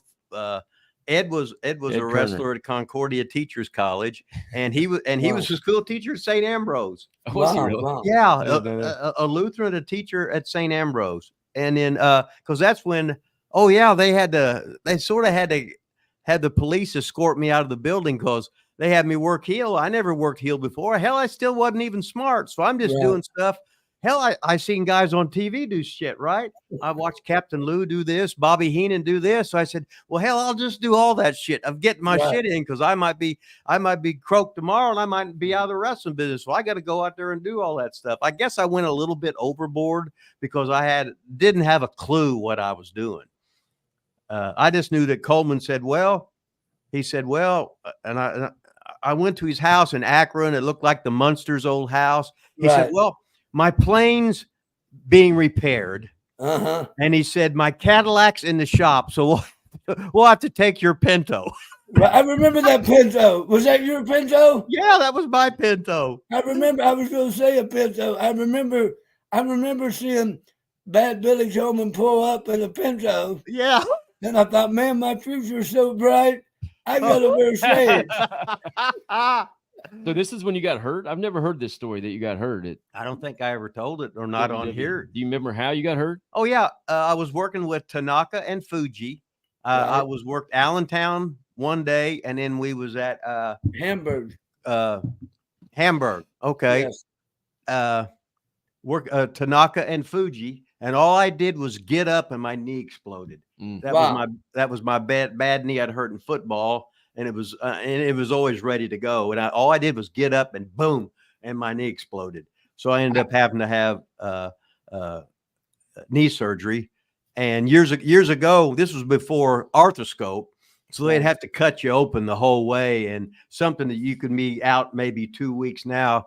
It was 3 to 6 months at that time. Right. So, but yeah, I was the total shitology, and I was the most rotten wrestler in the world. But it just shows you, no matter how rotten you are, if you keep hanging out, you're a fan, you love the business, you pick all the old guys' brains, you can learn survival skills in this business. And here I am, I'll be 70 if I make it in February, still hanging out, doing some kind of teaching, doing seminars, going to conventions, whatever, blah, blah, blah, to the business I love. And it's up and downs, but I wouldn't change nothing about it. Right. Because this was the business that I love. And Bobby was the same. You got some Dale Mann. You got any Dale Mann stories? I have millions. Oh God, this is awesome. You know, I threatened to write a book many times. I don't know what stops me, because I'm like this, Rip. When you and I are talking, I can remember so many things. Right. And I really need to write it down now. And I want to give to let people know, I talk kind of funny because a lot of people know I've had throat cancer, but my voice is not the same as it was years ago. Right. When I sing, I sound like Elvis Presley. It's real strange. But Dale Mann, I don't know where to start, actually. I do remember this. He was the second Kentucky promoter I worked for. The first Kentucky promoter I worked for coming out of Ohio was Cliff Lilly. Bulldog Cliff Lilly. Yes, oh, yeah. Sir. Yes, sir. And what had happened was, after I'd broken the business, after I'd seen you in West Virginia, I started working for Flying Fred Curry, and I became the traveling opponent. So one of the first times to Georgetown for Cliff Lilly, I rode in the car. It was me, Flying Fred Curry, and Dr. Jerry Graham. Oh, wow. And we all went down on a Sunday, because Sunday was the big day for Georgetown wrestling. And, you know, it was like you said about West Virginia, the place was on fire. I mean, the people was into it and everything. And like you said, Rip, a lot of people don't realize, but a lot of times there was riots at the wrestling shows. Oh, yeah. I mean, just like you talked about in West Virginia, it was almost a given. If you were a good enough heel, your temperature taker was by, can I get these people motivated enough to get up and riot, you know? And if it happened, it was like Katie bar the door and Molly get the mop, because at them shows you were kind of on your own. I remember one time in Eastern Kentucky, after I worked for Dale a while, we were in Campton, Kentucky, Eastern Kentucky. Oh, and yeah. It was me and another girl in a mixed match. And during the match, I started choking the girl, and the girl had a rope like around her neck. Well, the woman jumped up out of the audience and grabbed the rope. I was a heel, and started really choking the woman with the rope. She thought she was helping her, but she was really choking the babyface girl. I took my foot and pushed her away. And when I did, her husband stood up, about 6'4", about 280 pounds, and grabbed me, and I was holding on to the top rope for dear life. Well, I'm holding on to the top rope. I'm looking, and the police in Campton, they have ride helmets on, and they're leaving, going out the front door when they see this happen. So I'm thinking, if he gets me down off here, he's going to kill me. So Eric Emery comes running from the dressing room as the guy's pulling me by the legs and punches the guy. Well, the guy sets me back on the apron and turns to go to Eric. I football field goal kicked him right here in the face. He went flying up in the air, rolled over, and I'm watching him, right? He gets back up on his first row chair holding his face and sits there the rest of the night and don't get up. But I mean, if Eric Henry wouldn't have came out, if that guy would have got me down, it would have been all over. And then another time, working for Del Man in Monticello, I got my arm broke in a riot at the Armory, and I know you've wrestled at that Armory. We had a ride up there. I went running up. Remember the thing at the top where the fans could sit up there? I went running up there. Well, that was Somerset. Wasn't that Somerset where the fans could sit up top? Or was that Monticello? Maybe that was, because we ran Somerset and Monticello too. Right. Monticello was a smaller Armory, but it took me 20 minutes to fight from the ring to the dressing room, which was only about 10 yards or 15 yards. I looked up and cheers was raining, beating me. And how I got my arm broke was I wasn't even in the match. And I went running out because the fans started jumping in the ring, and I grabbed a guy off the ring and went down with him. Well, I had a mask on, and when I had a mask on, he pulled around my face. Oh, God. Well, I got him down and started beating him in the face, and I happened to look up, and the guy was swinging a chair, a fan, and it broke my arm, and I kept fighting, but Del Man was smart because he went to the fans, let me have him. Oh, yeah. You see, that was the way. The babyface, if he was smart, he said, get back, let me get him. Oh, yeah. He would beat you back to the dressing room to get you safe, but you know. That's awesome. Kentucky was pretty wild. West Virginia, back then, I say this about wrestlers. If you cannot motivate the people to get up on their feet, to get involved in a match, then you're not doing your job. I don't care if it's then or today. And it really takes a special person to get people emotionally invested enough to where they're standing up. I one time was wrestling my brother, and he was under a mask, Jackie. And I remember I was a heel. I always like being a heel better than a babyface. I was beating him up, and I noticed this woman had one leg in a wheelchair. And I threw my brother out on the floor, and I started kicking him. And I looked, and that woman with one leg was crawling across the floor out of her wheelchair, trying to reach to grab me, you know. So, I mean, there's so many fond memories and things, you know.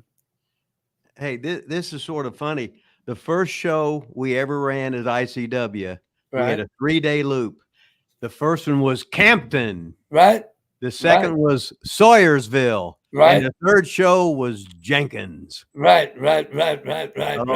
We had Hazard TV. That was all we had at the time. Then I'd work the outlaw shows for Don Pruitt. Right. He was a great promoter too. He was a hell of a carny, man. He was awesome. Del Man told me I was 17, I think, when I met Del Man. Is this when you was Crazy Bobby Fulton first? Crazy yes. Bobby Fulton. That's yeah, awesome. I wrestled with Crazy Bobby Fulton. Best. But what happened was, the first time Flying Fred took me down to Georgetown, I was looking around in the dressing room, and I was supposed to wear a mask, right? Uh-huh. Well, everybody had a mask on there. So I thought, well, I'm not going to be like the rest of them. I took my mask off, and I thought, I'm going to be a little bit of Wild Bull Curry, a little bit of the original Sheets, a little bit of Abdullah the Butcher, and I became Crazy Bobby Fulton, and the people would all chant crazy, crazy, and it was so loud that I would drive back from Georgetown, and my ears would be ringing until I got to Cincinnati, where the crowd was chanting that name, and I went and got a shirt, Crazy Bobby Fulton, and I took athletic tape and marked off the crazy, you know, so that the people would call me crazy, you know. And I would roll my eyes back my head and do all this and that. I had a lot of fun. I wrestled Danny Fargo, Hoss Hager there. Me and him had an angle going, and it was a lot of fun. I love Georgetown. It was a lot of great memories, you know. Now just think of this, Bobby. When I was after I'd hurt my knee, I was driving back. Right. I saw as I passed the Georgetown exit, I saw the Horse Park Inn. Right. And I saw something. Somebody had put a wrestling poster, generic thing. I went there, and it wasn't. I seen Cliff Lillian there, but there was the guy. Remember all the guys from La Follette, Tennessee? Wayne Fields. Yes. Fields. Big Wayne Fields. Yes. Yeah. So I went and talked to them. So Right. then I worked some shows for them. Right. So Right. And but now when you're talking about the fabulous Danny Fargo, and you're just talking about Eric Embry. I went Yes. from Eric. We worked a show that night. It was me, Randy Savage, and Eric Embry. And he worked the show. Then he was driving all the way out to Vancouver. Remember when Right. he I went out remember there? when he went out there. Okay, but that was funny. And then we'd work all of Pruitt shows, and Pruitt's old lady be working the box office. Yes. She was the old carny. She'd be handling that money 100 miles an hour. Right, She had all right. the gimmick rings on and everything. Right. And Pruitt would have like the 3-piece suit on, Yes. looked like $1 million. He'd have the brand new, well, it wasn't a brand new, but it's like an old Cadillac or whatever. Right. It was spotless. Then he'd run out of gas on the way there or whatever. He was really he's one of the forgotten turning masters of the promoting business. Dale Mann told me that he would even go as far as flying a helicopter over it. He didn't fly it, but somebody did, and it'd be full of flyers, and you fly over the tail and dump the box of flyers, and that way it would be raining wrestling flyers. Raining wrestling, baby. Out of a helicopter. It don't get any better than that. Wow. I mean, talking all this shit that I haven't even, nobody I would talk to wouldn't understand it anyway. Right, now all of a sudden we got crazy Bobby Fulton on here, and then all of a sudden, hell, he was there. Right. He's talking shit, reliving the memories. And you're talking, Camden, yeah, that was the first time I went. Wow. Right. Were you trained? Was I trained? Yeah. Well, let me tell you, I always wanted to be a wrestler from the time I was 5 years old. So, and I'm glad you brought that up and asked. There was a promoter in my hometown, Chili County, by the name of Hank Best. And Hank was trained by Al Haft in 1957. And Al, and also another guy that lived here is Leon Graham, who's another great that a lot of people don't know nothing about. But Rip, I'll tell you about Leon Graham real quick. He was such a tough man, and Al Haft loved him.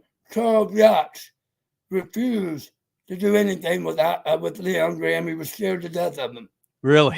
And that says a lot for Leon Graham. Leon Graham told me, and he said, I would rather shoot than work.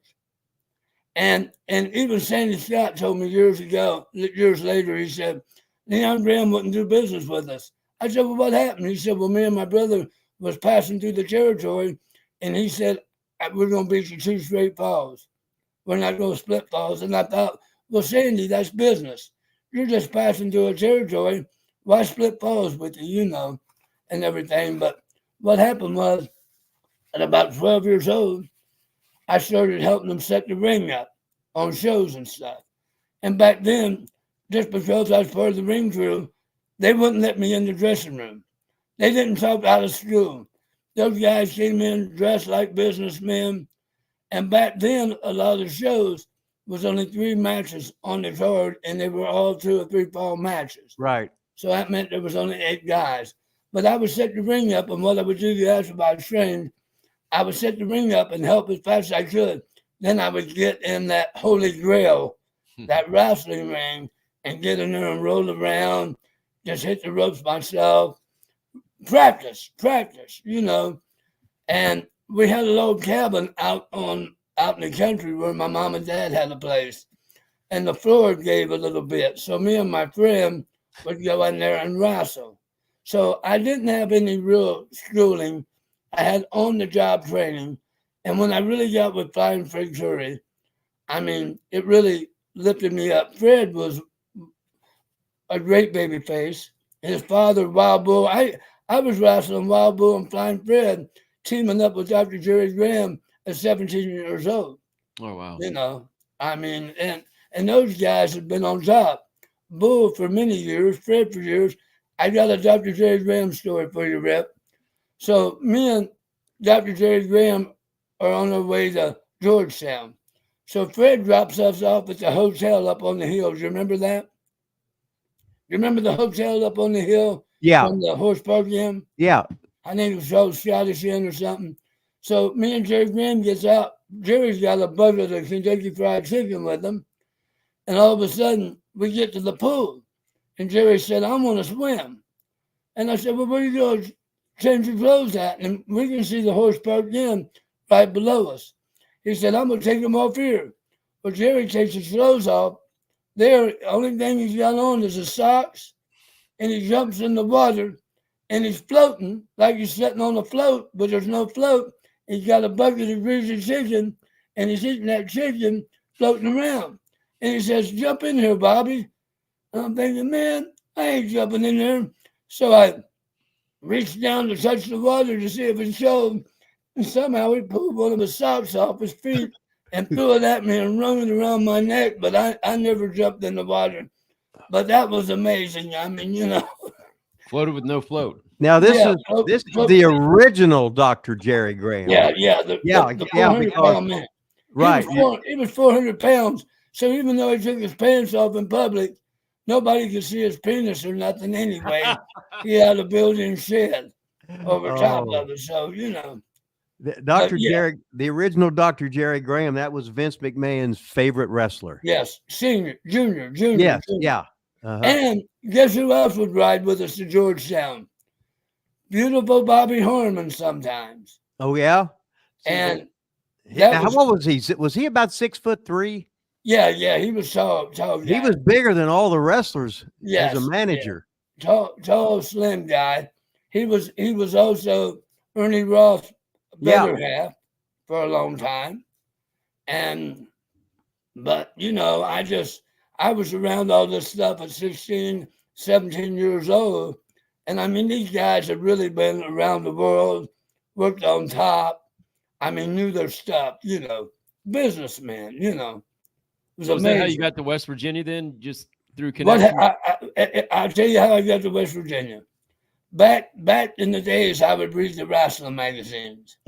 Well, a friend of mine would get these wrestling fans would put out these little fanzine things. And he wrote a guy and said, and I wrote him, I said, I want to be a wrestler. He said, well, come to Georgesburg on June the 17th and at the Nathan Goth Armory and you can wrestle. Well, that was in June. I'd wrestled Hull Street in August. So June, I went down and Hank Vest was reluctant to give me the Carl Hildegard number for boots and stuff. But I told Hank, I said, Hank, I got a match. I need it. So I ordered my first trunks and boots. And on that, I still have that same Carl Hildegard magazine. Oh, yeah. Catalog. And I wrote on it because I didn't think Jimmy Hines could draw you a dime in Chinese money for some reason. But I wrote the name Bobby Fulton on it. And that's how I picked my name. How'd you pick Bobby Fulton? I thought it was better than Jimmy Hines and Bobby. I like Bobby. I like Bobby because of Bobby Shane. Uh-huh. And back then there was quite a few Bobbies. Was young, you know, and I picked that. And a friend of mine said we went through the phone book and picked out Fulton about a month or two ago, reminded me. I couldn't remember how I did it, but I just thought, even though there was a Jimmy and Billy Hines in wrestling. Oh, yeah. Bad boy Billy Hines. Right. I figured that I couldn't draw a dime as Jimmy Hines, and I needed another name, you know. So that's how I got that. But so I went down there my first match in Clarksburg, West Virginia, guys, and they put us on first, second, or third. I can't remember. But we had a finish. But we got into the ring, me and that guy. He had never been trained either. All right. He was starting his first match. So we got out in the ring about 5 minutes in the match. The dressing room all comes out from the dressing room, and we have a big pull apart. Uh-huh. because they thought we were killing each other. So the boys came out there. And actually we were, because the next day I was black and blue from head to toe. But I loved it. I got $5 that night. All right. I signed 3 autographs, and I told my dad I'm on my way.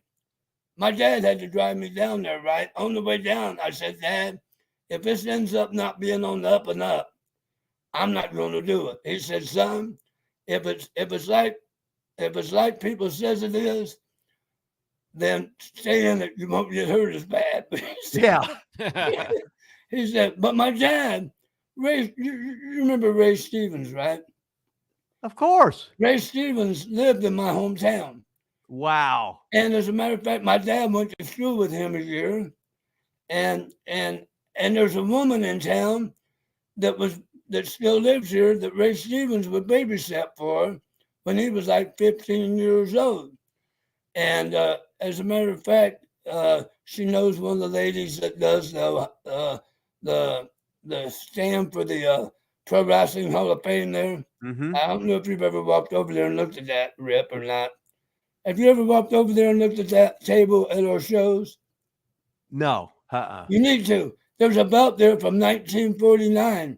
Oh, yeah? You've got to go look at that stuff.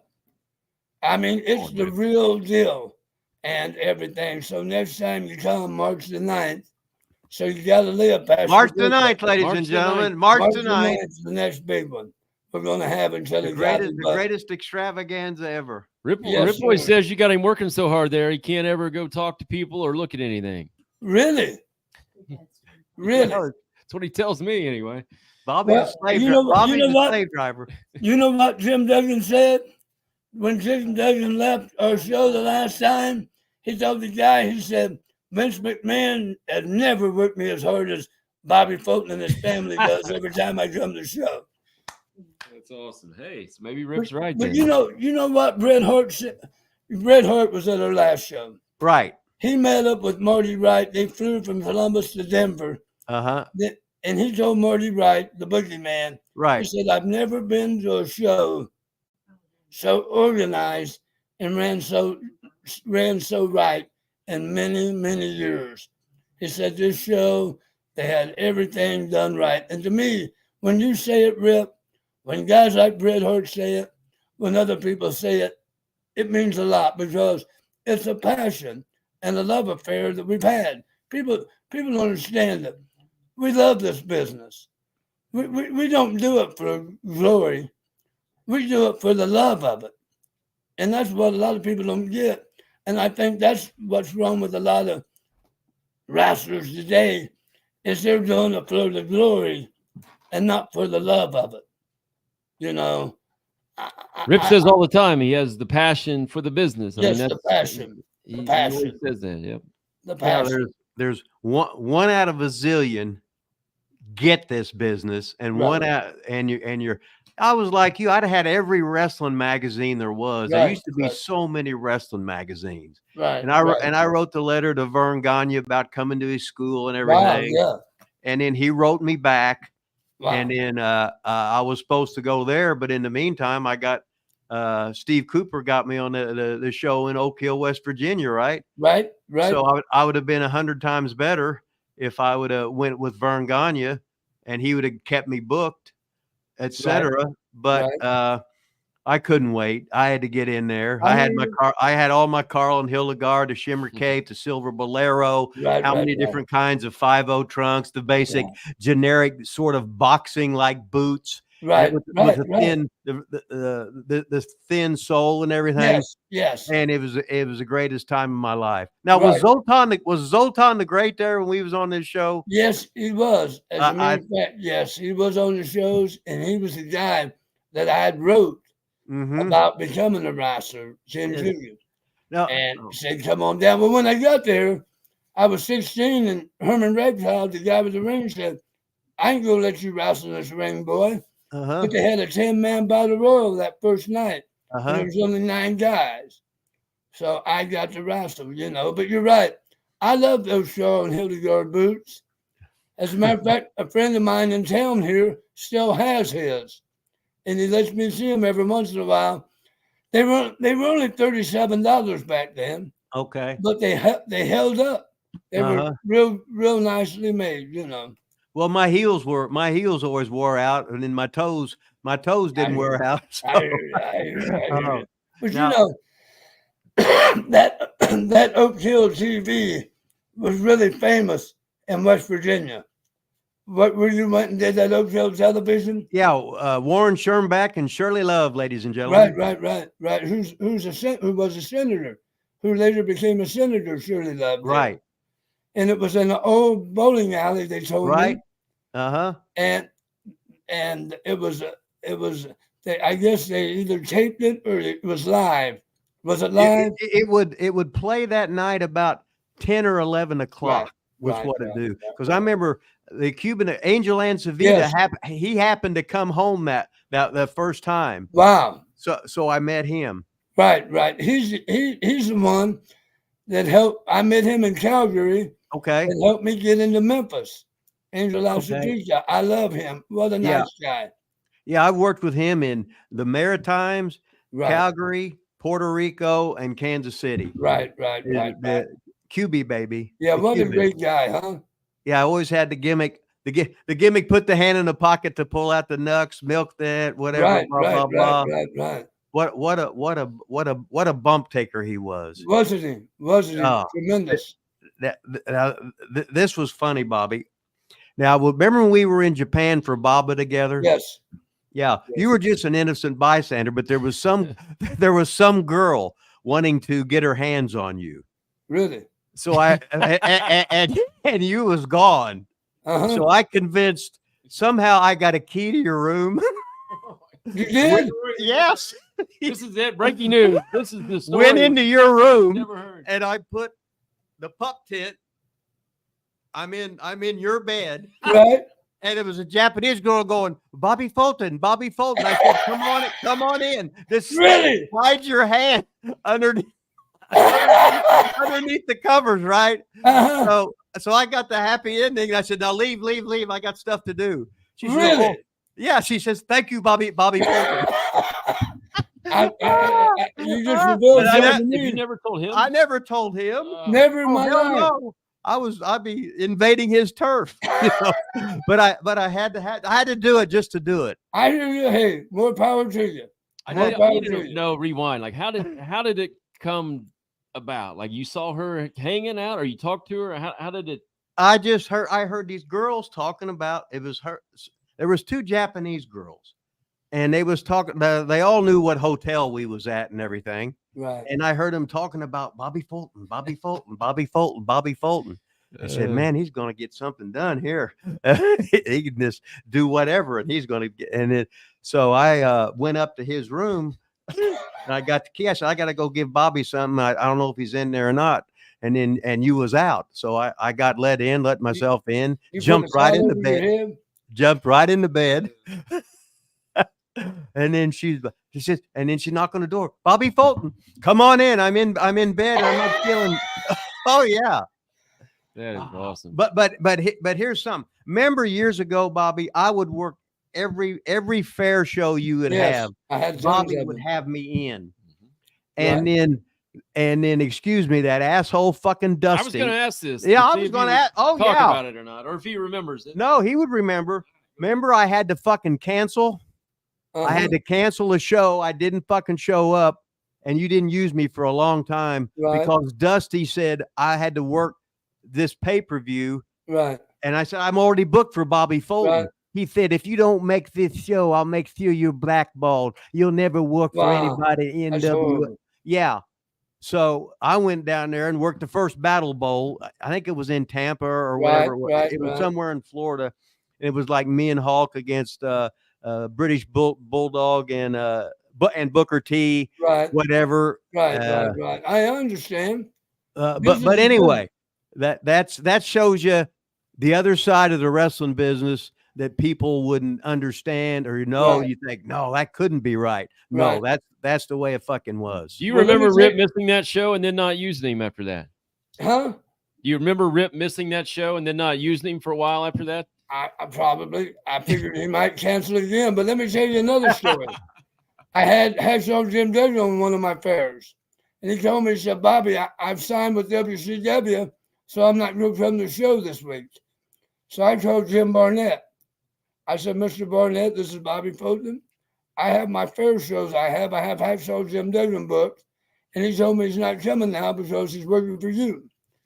And about an hour later, Jim Duggan told me, he said, Bobby, I'm going to be at your show. Oh, nice. And this and that. So that's how much power Jim Barnett had. Wow. My boy. Because here's my problem. If I have someone advertised, I have to produce them. I have the public and the fair people to say, Right. The reason why they're not here, I had them booked. But it ends up being bad. I'll never forget one time I had Gene Anderson's son booked on a show. Brian, yeah. It was Brad. Oh, Brad. Yeah, Brad. Well, Brad didn't show up, so some black guy went out to the ring as Brad Anderson. Uh-huh. And wrestled as Brad Anderson, Gene's son. So, I mean, you always have to produce who you tell them you have, because I answer to the public and I answer to the fair, and stuff like that. So I'm a stickler for that. One night, I had Steve Corino wrestle as Brad King, and Brad King wrestled as Steve Corino. Uh-huh. Because I had the card booked and on the poster, but when they got there, they said, well, I'm going to wrestle him. I said, well, hey, the people read the poster. As long as you're Brad King, as long as you're Steve Corino, I don't care who wrestles who. Just get out that ring and wrestle. So as they're going out the ring, I announced Brad King as Steve Corino, and then Steve Corino as Brad King. And a woman from the newspaper who knew about wrestling came up and said, well, you got those names changed. Is the guys later on going to be wrestling? Is that who that's going to be here?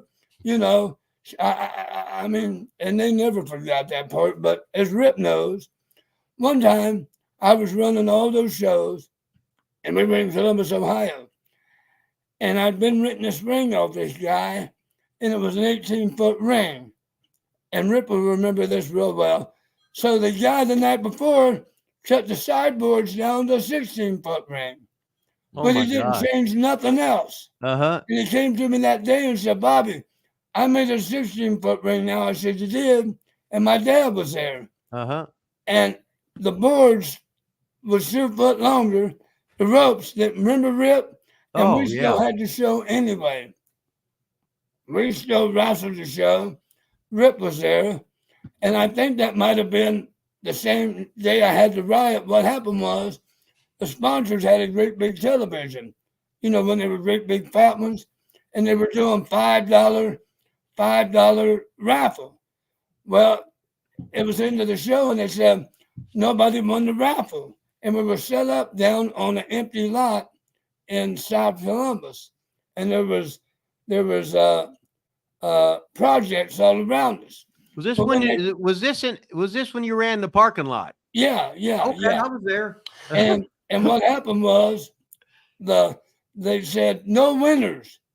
And I'm gonna tell you something. Back then we didn't have cell phones. Right. I told the sponsors don't ever do that, because the people went nuts and started rioting and started going nuts. And I looked at the news, got to the projects. And the people now were running out of the projects coming down the riot, because they had said, $5 you can win this TV. And at the end of the day, they said, well, no one won. It wasn't me. It was the sponsors that did it. So I about had a riot there. Someone about got killed there. But so did they actually have a reason they gave, or was it just all a rib? No, it was a bet. I told them, I said, don't you ever do that. And they just got done telling me, he said, Bobby Fulton, after what we've seen you guys do in that ring, you can make chicken salad out of chicken poop, because the ropes, we didn't even have ropes. I think one time I threw Rip to the rope, or somebody did, and he hit the pretend rope. Yeah. That And was Jamie- I was in the ring and we had no ropes and I was acting like I was hitting the ropes. Yeah, yeah. Leaning back. Wasn't the Steel Man there? I thought the Steel Man was Yeah, there. Steel Man. But I remember we went 20 minutes. Oh, we always went long time in our Yeah. show. Uh-huh. Well, guys could do that then. Yeah. It was a little bit different. Hey, Bobby, we are on live, and we do have a couple questions from some fans in the chat, if you don't mind. Right. So somebody was asking about the match at Thanksgiving Thunder 92 between Bobby and Dixie Dynamite versus Robert Fuller and Jimmy Golden. Said they have it on VHS from Tape Trade. Do you recall that match at all? What was it? It says Thanksgiving Thunder 92. Dixie Dynamite? Was that Was my partner Scott Armstrong? That's Scott Armstrong. Oh, yeah. was it really? Uh-huh. Okay. I really can't remember that specific match. To be honest with you, I didn't know I even teamed up with Dixie Dynamite. I love them though. Well, So they just showed me something that I totally forgot. Yeah. I enjoyed working for Smoky Mountain Wrestling. You know, that would have been Smoky Mountain Wrestling. Right. Yep. But yeah, that specific match, I don't remember. But you said it was Robert Fuller and Jimmy Golden, right? You couldn't ask. Yeah, Robert Fuller and Jimmy Golden. You Yeah. couldn't ask for two better professionals than those guys. I mean, they were tremendous to work with. You know, in the ring, they were great guys.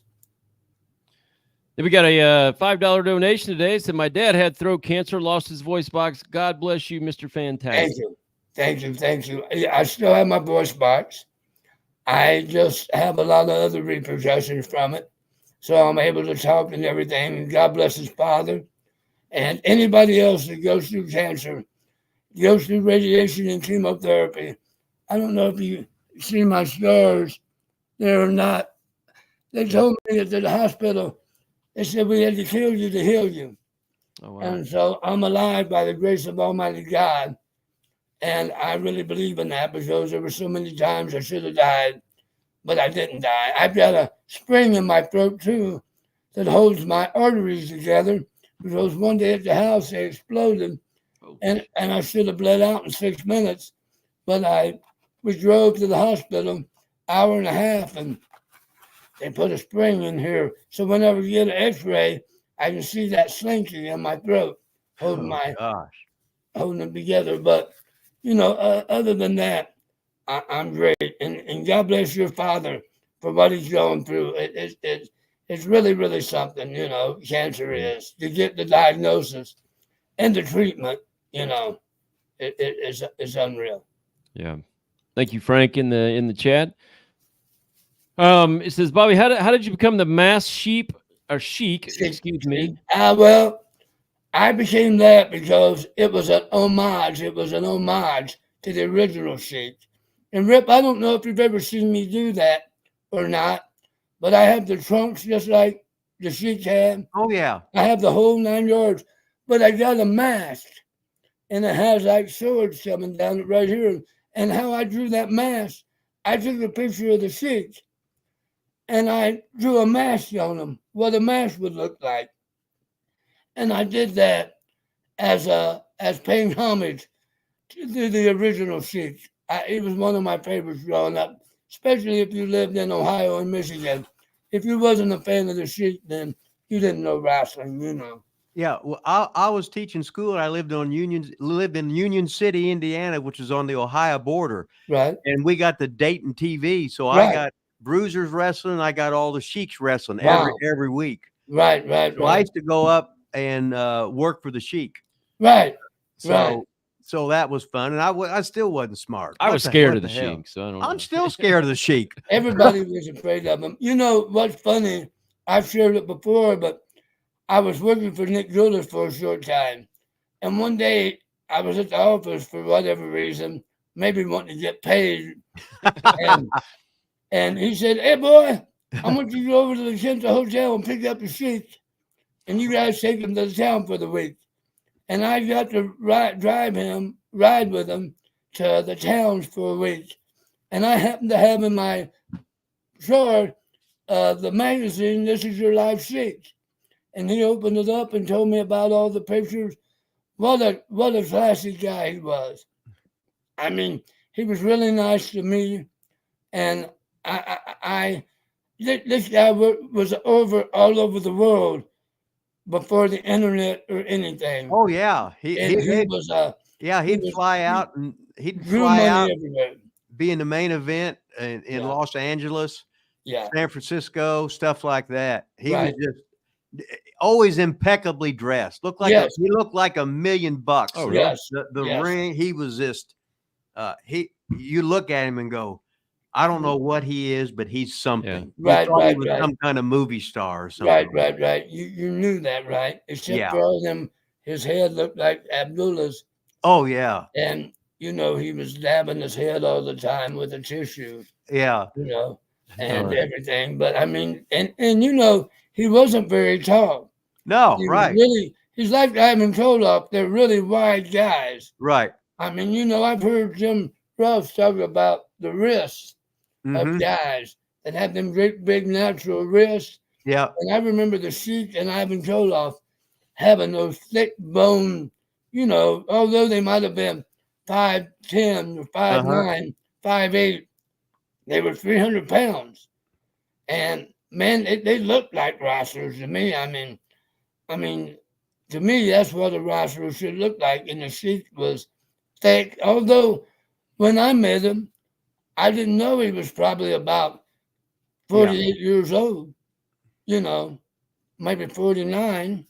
And I ended up working for him in Detroit on a few shows, and when he was running Ohio a little bit at the very end. Mhm. I guess that might have been when you was going up, Rip, at the very end of his territory, probably in 80, 79, 80 or something like This that.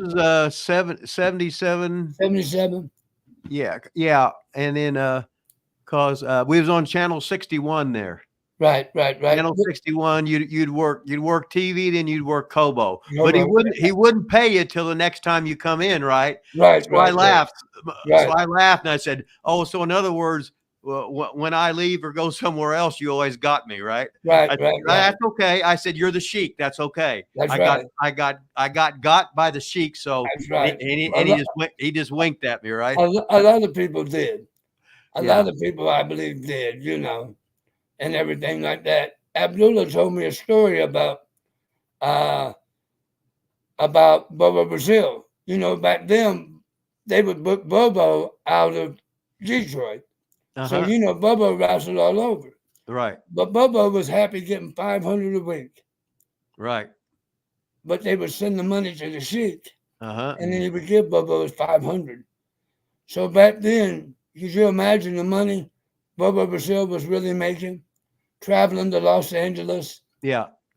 New York, and then back then, because he was in the Detroit office, they would send a check to Detroit. And with Bobo happy with $500 a week. It's amazing to me the money that the Sheik made off of him, Yeah, the Kobo Hall was on fire It for was. years. Right. For years. And it was eventually the same thing of a count out, a double count out, a Right. 3-minute match, double juice, Right. get them with the gimmick, then they get the gimmick back and the Sheik, whatever. But Right. but for a long time, that was a hell of an act. Yes, it And was. just to be seen, meet all these people there, see all these stars. I was like a kid in a candy store. Right. It was like Madison Square Gardens. I mean, the Right. Hall was. Same. Yeah, it was. Same thing. We was talking about Ray Stevens earlier, and the wrestling fans today, he was like the premier wrestler of the 60s, where he would do the over the top bump. Right. Ray Stevens was probably the best performer through the Yes. to the 60s to the 70s. He was just phenomenal. Ray Stevens was, and he's from right there in Chillicothe, right? Yeah, he came here and lived for a year. Now I got a story for you. Okay. Al Hack had a gym up in Columbus, and he had a ring, and he had guys work out. Well, there was a great big window with a big ledge on it where Buddy Rogers would get up in that window and lay to get sun. Right. And they said when Ray Stevens walked into that gym and got in the ring and was working out at 15 years old, Buddy Rogers got up and couldn't believe what he was seeing Oh, wow. because he was such a natural. And he was only like 15, 16 years old when he started wrestling. Uh-huh. And I mean, a couple of things happened to him where he got in a motorcycle wreck and Right. broke his ankle and messed him up from not being the performer that he was. Here again, he was a guy about 5'7", 5'8". Wasn't a big guy, but he drew money in California. He was like the Dick the Bruiser of Indiana or Right. the Sheik of Detroit in California. He was the man for years. And whenever he get hurt, it's because like it's from just living life and being a daredevil. Right, was right, what right, it was. right. Didn't give a shit, having a good time. He didn't. It didn't. Hey, now years ago when Bobby, you first started running those big shows, do you ever remember me getting on you Yes. because you paid out too much money? Right. I remember. You would have a card so loaded and you was paying everybody so much money. Right. And I ran towns, so I know how hard it is to run towns. Right. And there's nothing being as stressful as running a big convention and a show, running shows 3 straight days or whatever. Right. But I was on the road with ICW, and a lot of times I was running one of the towns. Right. And so I knew how bad that was. Yes. So a normal person, now you're working all this stuff, you're so nervous, and then all of a sudden, no matter if you win or lose, you can't wait till the next emotional high. That's right. It is. It is like a drug. It's a drug.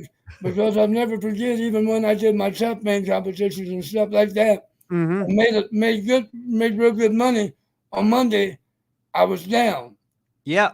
Because it is that ride, and it's, up to the promoting it. A lot of people don't realize this, Rip, but even to this day, I put out 1,200 window cards for my shows. And you can imagine, a lot of guys today don't even put out any. But years ago, 100 used to be a lot. But I put out 1,200 today for my shows. Wow. As soon as you come into Chillicothe city limits, you see all the thing about wrestling. Right. Signs. Right. Arrows. Right. Everything. Right. And when you come into town, you say, well, it's going to be good.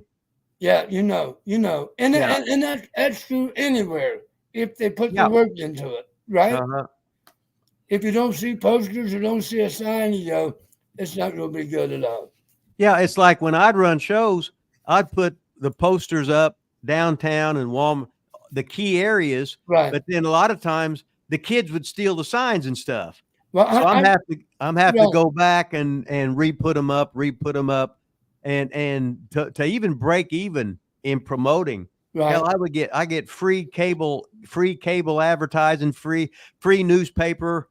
It's like we had 3 shows in Seymour, and Vaughn Lilas, his daddy, he'd help me with the shows, and he was a middle school principal, the king, and he'd say, well, we got this show coming up. I says, you got anybody yet? He says, no.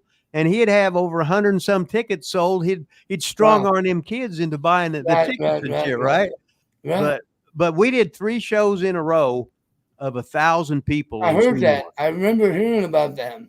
And then a lot of times, guys, I would advertise. They just didn't show. I remember Tommy Rich didn't show up. Junkyard Dog didn't show up or whatever. But we made do or whatever. Nobody bitched, And but what a high it was, and you're so fucking nervous. And then all of a sudden you made it, and then I can't wait till the next one. It's just so much fun. Yeah, it's just so much fun. Right. Yes. We do have another fan super chat question here. It says, what did you think seeing Terry Taylor as the Red Rooster? Any opinions on that? Well, business is business. Terry is a tremendous professional wrestler. He knows the wrestling business. It's like Bill Dundee told me a long time ago. This business is mind over matter. If you don't mind, you're not going to matter. Yeah. So if they give, I like that. If they give him a job and tell him to streak his hair red and go up there and do this and that, then Terry, being a professional, has to make that out to be the best he can. Whether it works or not, when it's an idea like that, if it doesn't work, it's on the promoter. But now, if Terry was to say, "Hey, I want to be the Red Rooster," and everything, and it doesn't work, it's on Terry. But a gimmick like that, I think it was like Dusty's polka dots. It was a knot to him. It was a rib. It was a rib. Yeah. But Terry had a family to feed. Right. If you're not wrestling or working, you're not eating. So he did what he had to do. So I say kudos to him for being a man and doing what it takes, you know. Just doing the best you can with what you're given What with. you're offered, That's all you can do. Right, Because right, right. all the guys that worked NWA for years, then they would hit to work for Vince Jr. They were all punished in some form. Right, right. You know what Vince Jr. said about me? He said he sounds too much like a wrestler. Yeah, he don't want to. They don't want wrestlers. He didn't want. Yeah, he said, man, he sounds like a wrestler to me. Well, what are you supposed to be? I was one since I was 17 years old, 16. So I'm going to be one, right? You know. Well, before we let you go, too, we got to get a little bit to the Fantastics. I know we always talk. We always talk the old stuff. We do every single time, and I personally love it. Right. But we do have to at least bring that up. How old were you then when the Fantastics started? I didn't realize you had such a lengthy career. It sounds like before that even. Yeah, I was about 23 years old when it started, and I was working in San Antonio, and I was working for Joe Blanchard, and Bill Dundee and Bill Watchford, and put Tommy Rogers and I together in Louisiana as a Fantastics. So they put you together. Yeah, but before that, for a very short run, Terry Taylor and I were the Fantastic ones for a short-lived gimmick in Georgia when Jerry Jarrett took over Georgia for a short time before that. So that's how that happened. And Tommy Rogers and I'm not just saying it because I'm here, but there was something magical about us. We clicked as a team, and I think we had a lot of real good matches with a lot of wrestlers, you know, throughout the years and everything. What was good as a team is you guys were basically about the same size. Yes. It wasn't where Ricky Morton had to sell every time.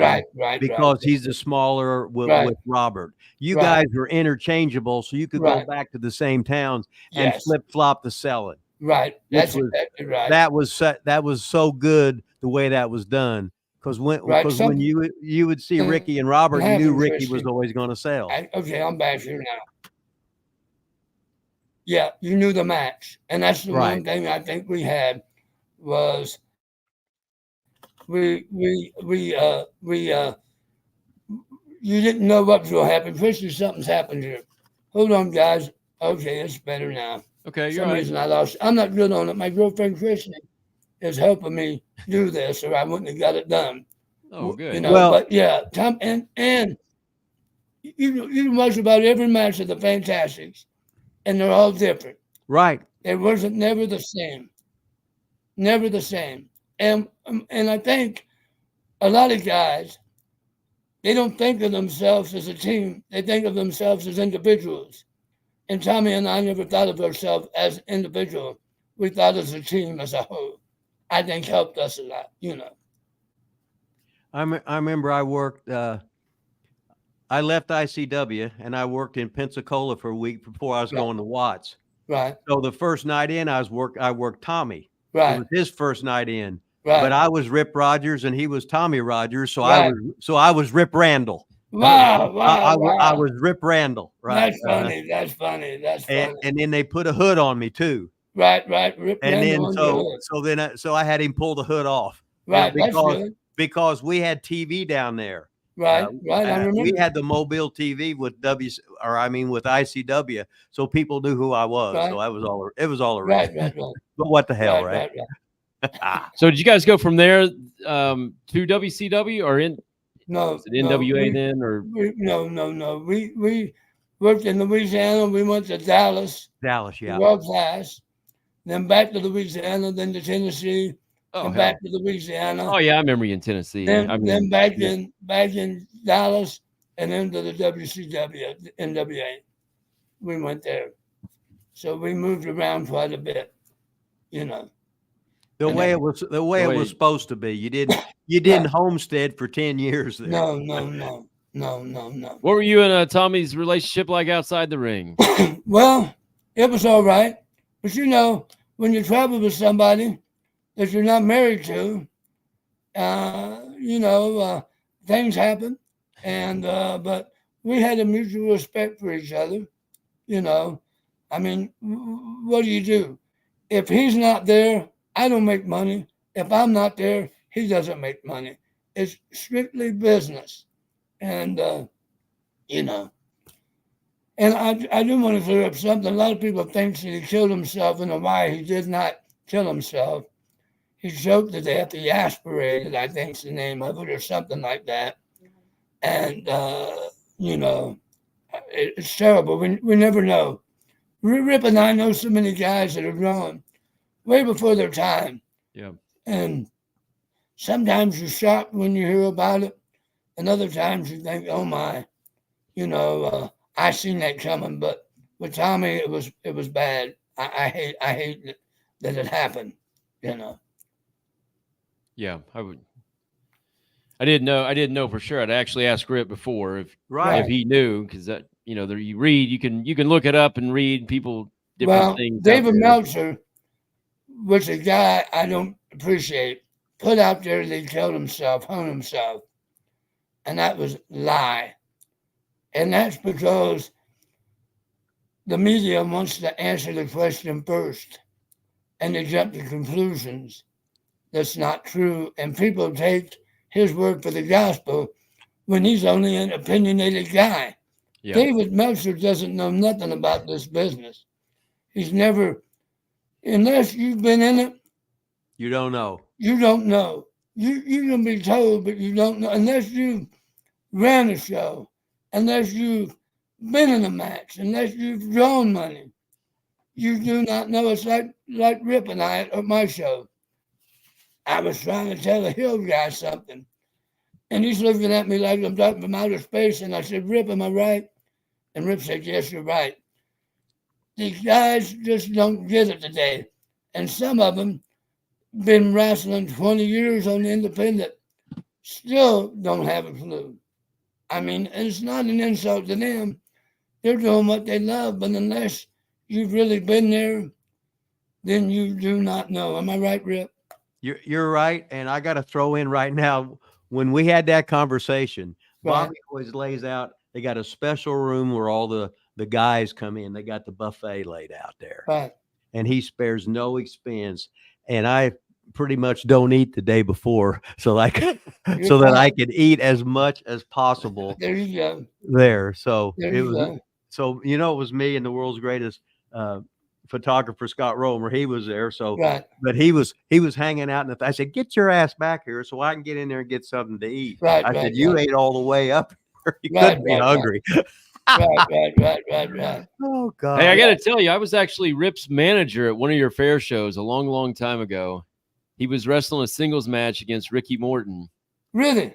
And I was supposed to come up on the apron, and Ricky was supposed to hit me, and then he didn't. But earlier in the match, Rip had told me, he said, whatever you do not touch him. Whatever you do, you never touch Ricky Morton. Right. And I'd never really done anything before.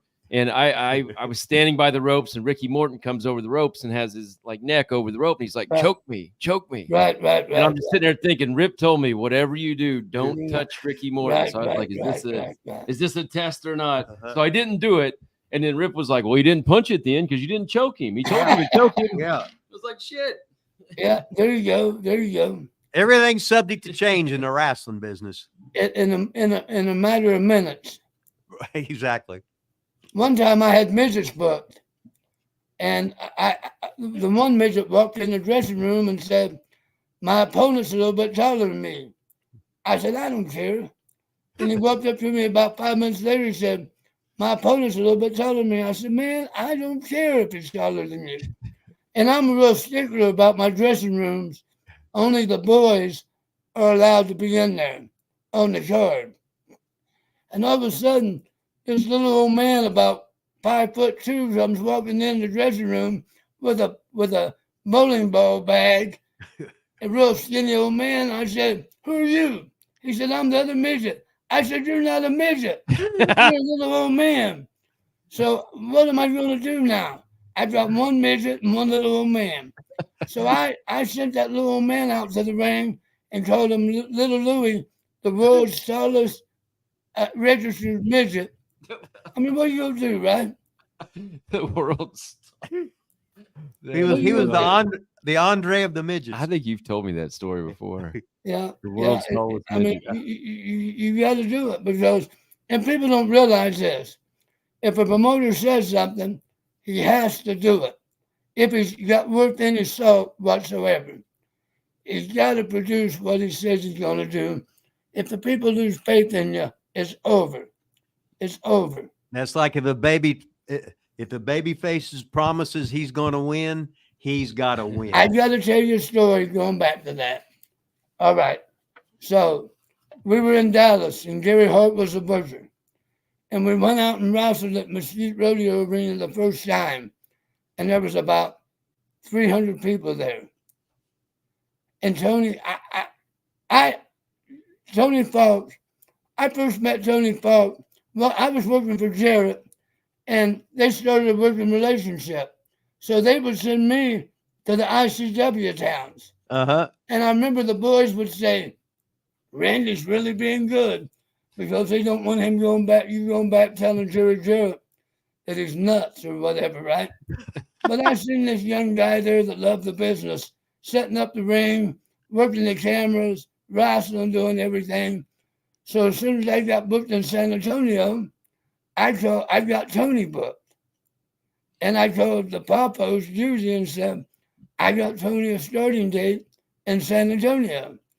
And Tony was so happy because I knew he liked working for ICW, but he also wanted to branch out. Right. So about every territory I would go to, I would get Tony booked in it. So we were out in Dallas working. So the show built up in Mesquite, where it was like 300 people, then 1,500.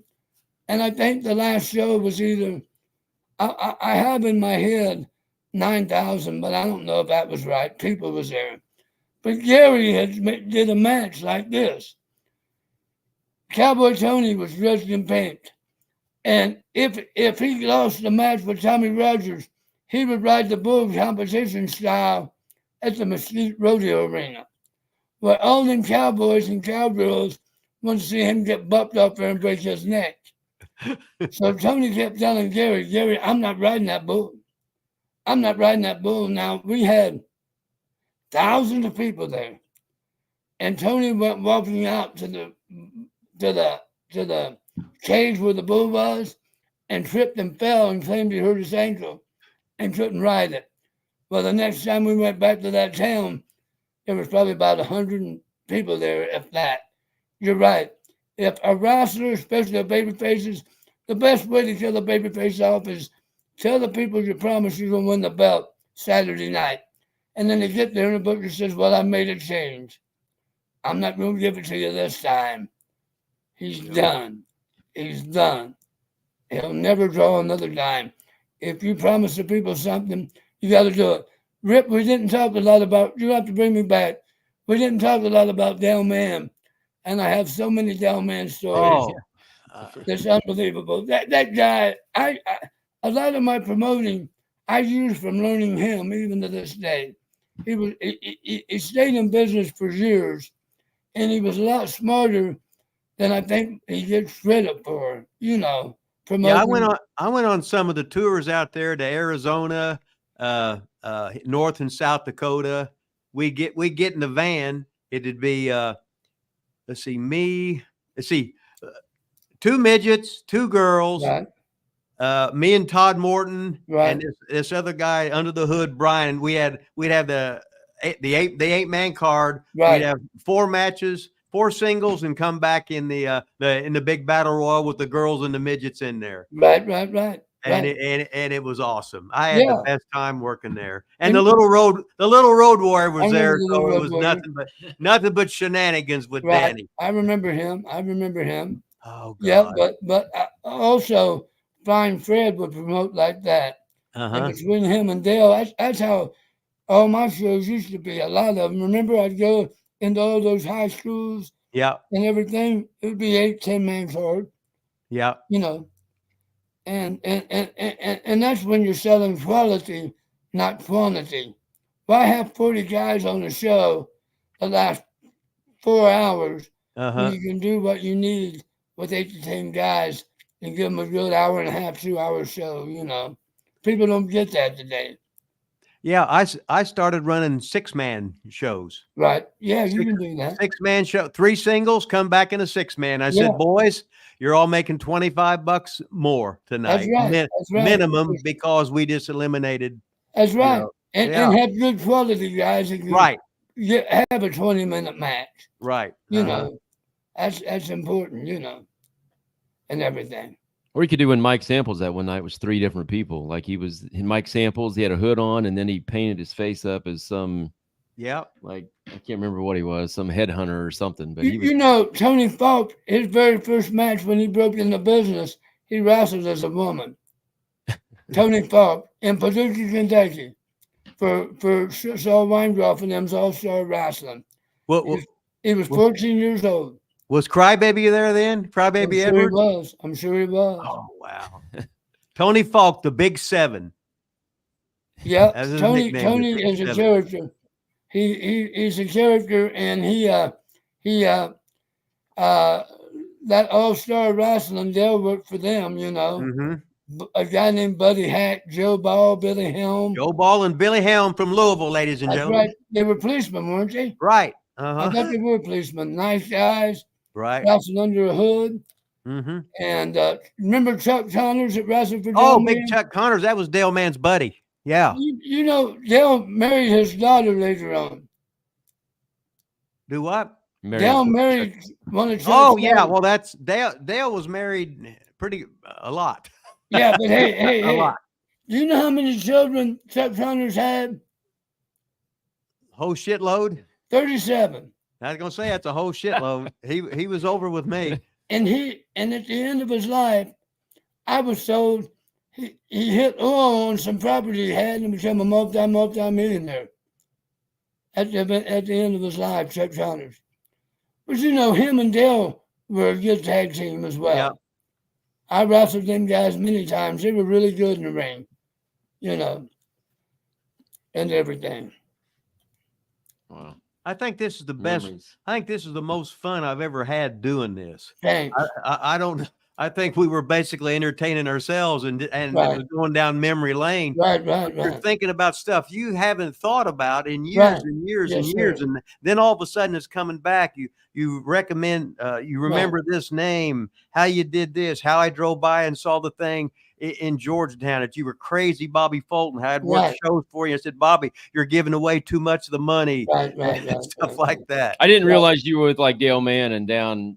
I didn't. And I left when I read. Here's what happened. Okay, from 16 and 17, I was racing Bobby Fulton in Georgetown, and I mean we would pack the place a lot of times. So when I graduated high school, Dale sold his cattle farm, his milk farm, and opened up a territory. And Dale was smart because what he would do is he would run the first 10 days of the month. Yeah. And he would promote the next 20 days for the next 10 days. So I left home and moved down there. And I lived in a place when I left, a bootlegger's place, where finally they blew it up one night. I was in there sleeping and I heard gunshots and explosions and everything. And that's a whole nother story. I'm telling you, we could write 10 books easy if people would say, I can't believe you lived through that. You know, Yeah. I can't believe you lived through that. well, we can have you on again sometime and tell more stories. I will. We can definitely do that. Hey, Rip's Pinto was orange. Rip's Pinto was orange. Your van was orange. I Yeah, don't remember no, the the Pinto. van was orange. The and my Pinto was orange. My Pinto was like brown. Brown, but I said orange, but it was brownish. Yeah. I remember seeing you guys pull up because I remember Billy Tolman. He was a different guy. Oh, he was out there, baby. Yeah, he would sew his own head up in the dressing room. Oh, yeah. He would get color and sew his own head up. And I just remember so much stuff in them days, but it was brown. I said orange. As Nick Goulas would say, this is the greatest show in many, many months. Every Wednesday night, the greatest show ever signed. The greatest show in many, many months. In the studio with me now is crazy Bobby Fulton. Bobby, tell him what you're going to do to him in Louisville Gardens Tuesday night. Don't forget now, that's Tuesday night. We wanted to thank Bobby for being on the Nick Goulas All-Star Wrestling program. Harry Thornton's there. He's not doing anything. And we got all the top stars. Tojo's here. Jackie Fargo's here. My boy George Goulas is here. And we wanted to plug one more time. Bobby, can you plug that your date for the big thing extravaganza coming back to Chillicothe? March the 9th. Ladies and gentlemen, you heard it right here. March 9th. You heard it right here, March 9th. You put that on your calendar right now, March 9th. And remember, we'll see you in Louisville Tuesday night. Thank you very much, Bobby. Awesome. Thank you. You guys take care. Hey, Bobby, if you don't mind, just I'm going to hit end on this thing. Just stay on just for a second after we're done. Sometimes all right. It takes just a second to load. So we're going to end the live thing. So thanks to all our people. I don't know. I'm not plugging anything today. Hell, thank you. It's awesome having you on here today. Personally, I think you're a great storyteller. You tell some hell of stories, and really appreciate being on today. As long as you can understand me, you're all right. Oh, we're good. Yeah. Just stay on.